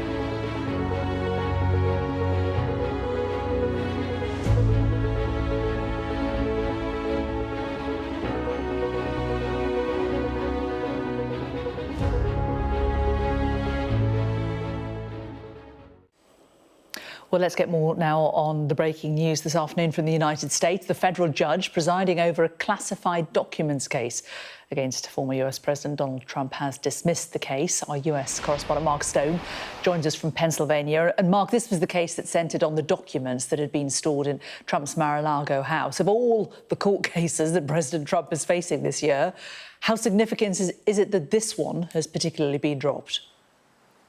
It's huge and entirely surprising. This is an extraordinary moment. You'll remember there were 4 cases against Donald Trump, and perhaps this was the most serious. This was the one where there was effectively a smoking gun, a recording of Donald Trump boasting that he had secret documents, that he had classified documents, that he'd taken them from the White House and that he knew he wasn't supposed to. And so this was a very, very important case. You'll remember it was the first time Donald Trump was indicted. There was a circus down in Miami as he was forced to appear in court. The motorcade drove from Doral, his golf club, taking him all the way to downtown Miami, where he was formally indicted. It was at the time an extraordinary moment, and it was, as I say, believed to be the most serious certainly one of the most serious cases against Donald Trump. The allegation that he had taken documents from the White House, classified documents, that he had stored them at Mar-a-Lago, his resort down in Florida, and that all this was against the law. Well, in a puff of smoke, it's gone. The whole case against him has been dismissed because Judge Eileen Cannon down in Miami has concluded that the special counsel, Jack Smith, who was appointed by the Department of Justice to look into this case and to prosecute, was unconstitutionally appointed, that he was brought in from outside the Department of Justice and given the same powers of someone within the Department of Justice, and that was unconstitutional. A technical matter, but one which the judge has concluded means that the whole case is null and void. More than that, though, Jane, for the judge to decide to announce the dismissal of the case today is remarkable. It is the beginning of the Republican National Convention. It is the crowning moment for Donald Trump. It is the point at which he is trying to present himself as the man to lead the nation, the man to be president once again. He's trying to gee up his supporters as much as he can, and he's just been given the hugest gift in the dismissal of this case. So remarkable timing. Some will read plenty into the timing. They will read into it that perhaps the judge is compromised, that she is a Republican. All of this will be scrutinised, I'm sure, in the hours ahead. But a remarkable moment, and of course, on top of that, totally extraordinary weekend and an attempted assassination against Donald Trump. It is really extraordinary, isn't it, Mark? And we've had a little bit of new information about that assassination attempt and about the man who fired the gun, that the roof that he was on had already been identified as a security threat before the rally. What more do we know about that? Yeah, the roof that he was on is about 150 metres from the point where Donald Trump was standing on Saturday evening. And, you know, I'm no expert in security, but it's quite obvious when you look, and we've been down to the area, we've seen the aerial photographs, and you can see how close the roof is, and you can see that clearly it would give a vantage point over the stage where Donald Trump was. So I guess it's no surprise that the security apparatus, that the security officials would have looked at that roof, but they have now confirmed that indeed, yes, it was deemed a point of weakness and a point that they should have had eyes on. And we know that from the footage that some of the Secret Service snipers who were positioned behind Donald Trump to his right on another high point, they did indeed have eyes on the gunman. But for reasons that are not yet clear, they waited before taking him out. And it was only after he fired a couple of shots that they fired back. So that will be a key part of an investigation that the Secret Service is now at the heart of. Mark, thanks very much for bringing us that update from Pennsylvania. Well, following that assassination attempt on Donald Trump, President Biden last night addressed the nation from the White House, calling for calm. He said politics should never be a killing field. Let's hear that statement from President Biden in full. I want to speak to you tonight about the need for us to lower the temperature in our politics and to remember While we may disagree, we are not enemies. We're neighbors, we're friends, co-workers, citizens, and most importantly, we're fellow Americans. We must stand together. Yesterday's shooting at Donald Trump's rally in Pennsylvania calls on all of us to take a step back. Take stock of where we are, how we go forward from here. Thankfully, former Trump is not seriously injured. I spoke with him last night. I'm grateful. He's doing well, and Jill and I keep him and his family in our prayers. We also extend our deepest condolences to the family of the victims who was killed. Corey was a husband, a father, a volunteer firefighter, a hero, sheltering his family from those bullets. We should all hold his family and all those injured in our prayers. Earlier today, I spoke about an ongoing investigation. We do not know the motive of the shooter yet.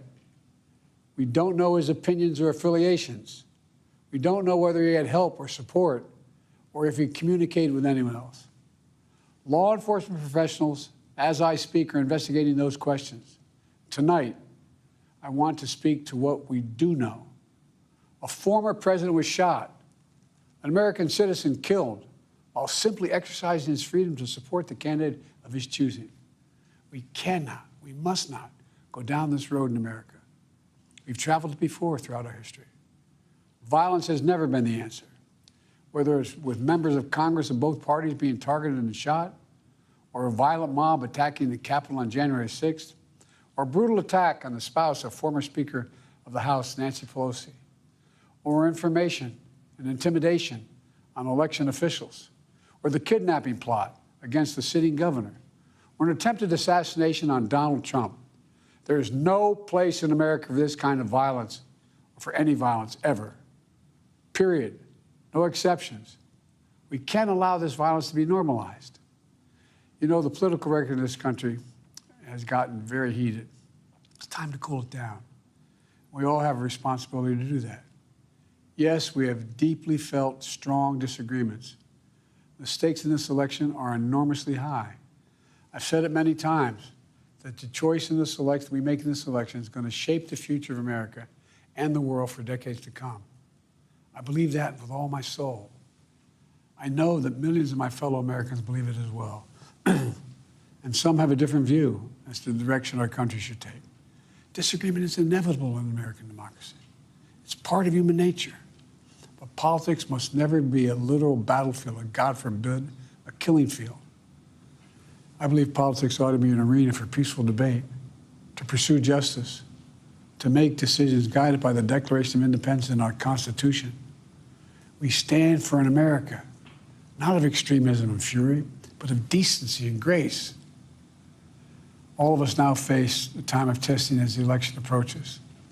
And the higher the stakes, the more fervent the passions become. This places an added burden on each of us to ensure that no matter how strong our convictions, we must never descend into violence. The Republican convention will start tomorrow. I have no doubt they'll criticize my record and offer their own vision for this country. I'll be traveling this week making the case for our record and the vision, my vision of the country, our vision. I'll continue to speak out strongly for our democracy, stand up for our Constitution and the rule of law, to call for action at the ballot box, no violence on our streets. That's how democracy should work. We debate and disagree. We compare and contrast the character of the candidates, the records, the issues, the agenda, the vision for America. But in America, we resolve our differences at the battle box. You know, that's how we do it, at the battle box, not with bullets. The power to change America should always rest in the hands of the people, not in the hands of a would-be assassin. You know, the path forward through competing visions of the campaign should always be resolved peacefully, not through acts of violence. You know, we're blessed to live in the greatest country on earth, and I believe that with every soul, every power of my being. So tonight, I'm asking every American to recommit, to think about it. What's made America so special? Here in America, everyone must be treated with dignity and respect, and hate must have no safe harbor. Here in America, we need to get out of our silos, where we only listen to those with whom we agree, where misinformation is rampant, where foreign actors fan the flames of our division to shape the outcomes consistent with their interests, not ours. Let's remember, here in America, while unity is the most elusive of goals right now, nothing is more important for us now than standing together. We can do this. You know, from the beginning, our founders understood the power of passion. So they created a democracy that gave reason and balance a chance to prevail over brute force. That's the American we must be. An American democracy where arguments are made in good faith. An American democracy where the rule of law is respected. An American democracy where decency, dignity, fair play aren't just quaint notions, but living, breathing realities. We owe that to those who come before us, to those who gave their lives for this country. We owe that to ourselves. We owe it to our children and our grandchildren. Look, let's never lose sight of who we are. Let's remember we are the United States of America. There is nothing beyond our capacity when we do it together. God bless you all, and may God protect our troops. President Biden speaking last night. Well, let's get more reaction to the assassination attempt. Joined now by Kip Tom. He is a former US ambassador to the UN Agencies for Food and Agriculture, but was also at the rally on Saturday. Kip, very good to talk to you today. Thanks very much for joining us. How close were you to Donald Trump when he was shot, and how are you coping with the aftermath? Well, I spent about a few minutes with the president in a private meeting just prior to the afternoon and evening's remarks by the president at his rally. So was very close to him at that point in time. But about 15 minutes after that, he came out on stage and began his rally. And I was sitting at the edge of the red carpet where he approached the stand and where he started providing his remarks in regards in respect to the audience and to the rally that he was conducting there. How do you think this was able to happen? Well, it shouldn't have happened, first of all. I hope that our members of Congress investigate and just see what took place here. But I want to say this first. The people who were on the ground, the protective force that was there, our Secret Service individuals actually put themselves in harm's way to protect the president and the people that are in attendance of this event. But unfortunately, I'm afraid that maybe they didn't have enough staff or technical resources to conduct this event in Butler, Pennsylvania. So I hope there is a review of what took place. We understand the latest news is that the actual roof the shooter was on was identified as a security risk before this rally. Why do you think nothing happened? Well, I can't answer that. I would not know. But like I said, it's unacceptable. I hope an investigation is ensued, and I hope that there's a hearing that takes place and brings in the director of the Secret Service and has questions and can answer them for us. President Biden has called for a toning down of the rhetoric on the run-up to the election. Do you think President Trump will do that? His instinctive reaction was, of course, to stand up with his fist raised and say, fight, fight. Well, I admire the president for what he did, that he got up and he showed that he had the tenacity and the resilience to represent America in that manner. At the same time, I think you're going to see a convention take place here in Milwaukee, where I'm at, where you're going to see a unification of the party. I think you're going to see a very enabled and activated delegate base that's here. And I think you'll see the president bring a message that I know is being reconstructed right now, that since the attempted assassination, that will hopefully bring our nation together. As we were talking to you just a short while ago, we've been reporting that a court case against the president has been dismissed over concerns of the appointment of a prosecutor who brought the case. This was the case about the documents that were apparently held at Mar-a-Lago and whether or not they were a threat to national security.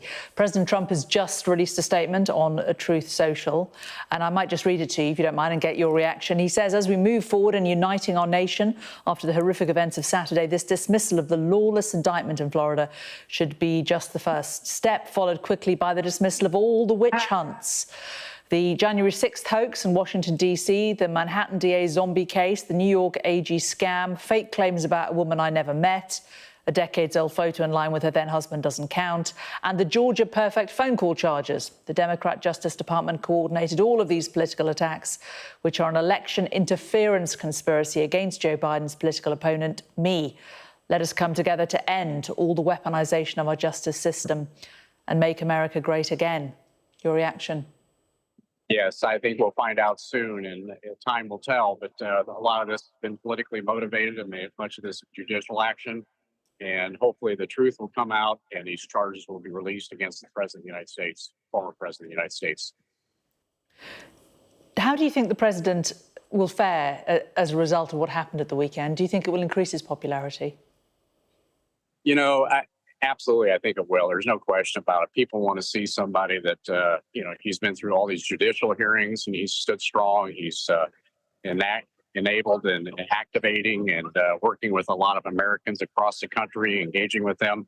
At the same time, I look forward to his speeches here and his selection as a vice presidential candidate here at the Republican National Convention this week. So I think we're going to be all excited to see what happens and takes place here. Do you think it will raise more questions about the availability of guns? Of course, gun control is a very hot topic in America, and it's something that Republican voters have strong views about. Obviously, I support the Second Amendment and make sure that Americans have the choice to bear arms as they wish. You know, I think at any time we need to make sure that we continue to have the Second Amendment be available for all Americans that are able to qualify to own guns. OK, Kip Tom, former US ambassador to the Agencies for Food and Agriculture, and also there with Donald Trump on Saturday. Very interesting to talk to you today. Thanks very much. Thank you very much. God bless. You're watching Sky News Today. Coming up, European Championship winners Spain arrive back in Madrid as celebrations continue there, while England's Three Lions touch down at Stansted to a bit of drizzle following another night of heartbreak. We'll discuss that next.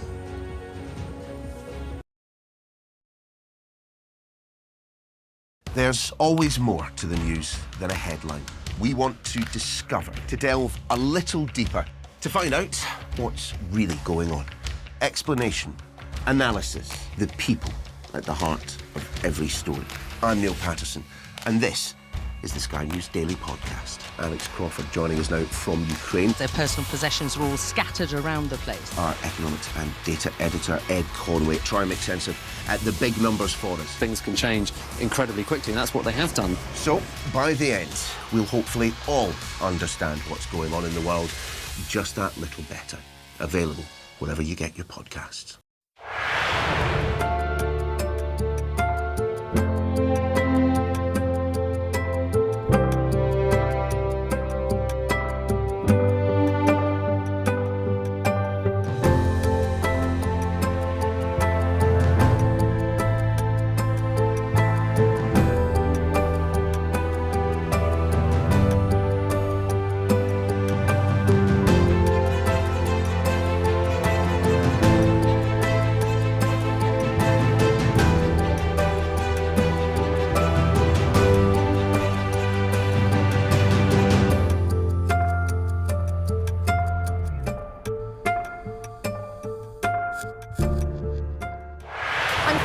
And I'm Sky News' arts and entertainment correspondent.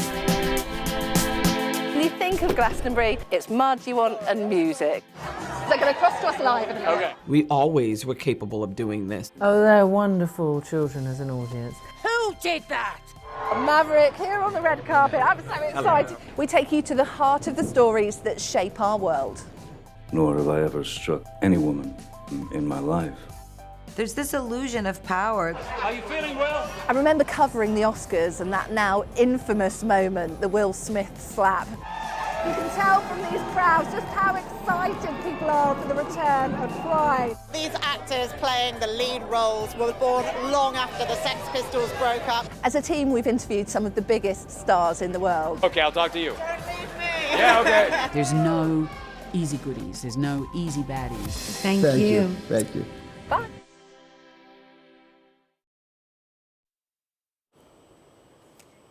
Let's just bring you a little bit of breaking news that we have. Not wishing to panic you, but the King and Queen were pulled away from an event this afternoon. It was a false alarm, we understand. They were at a Jersey Expo event in Weybridge Place in St Helier. You can see they're being served some lovely-looking ice cream. That's absolutely delicious. But the Queen was pulled away from the engagement. An issue of concern was raised by a member of the Visit team whilst she was at this expo arrangement. But I think you see her being moved away, not looking overly panicked. A further investigation, it turned out to be a false alarm. The King and Queen were taken away and apparently taken to a nearby hotel. They're on a couple-of-day visit to the Channel Islands, but I think they have returned to their normal schedule. Let's bring you more on England's defeat.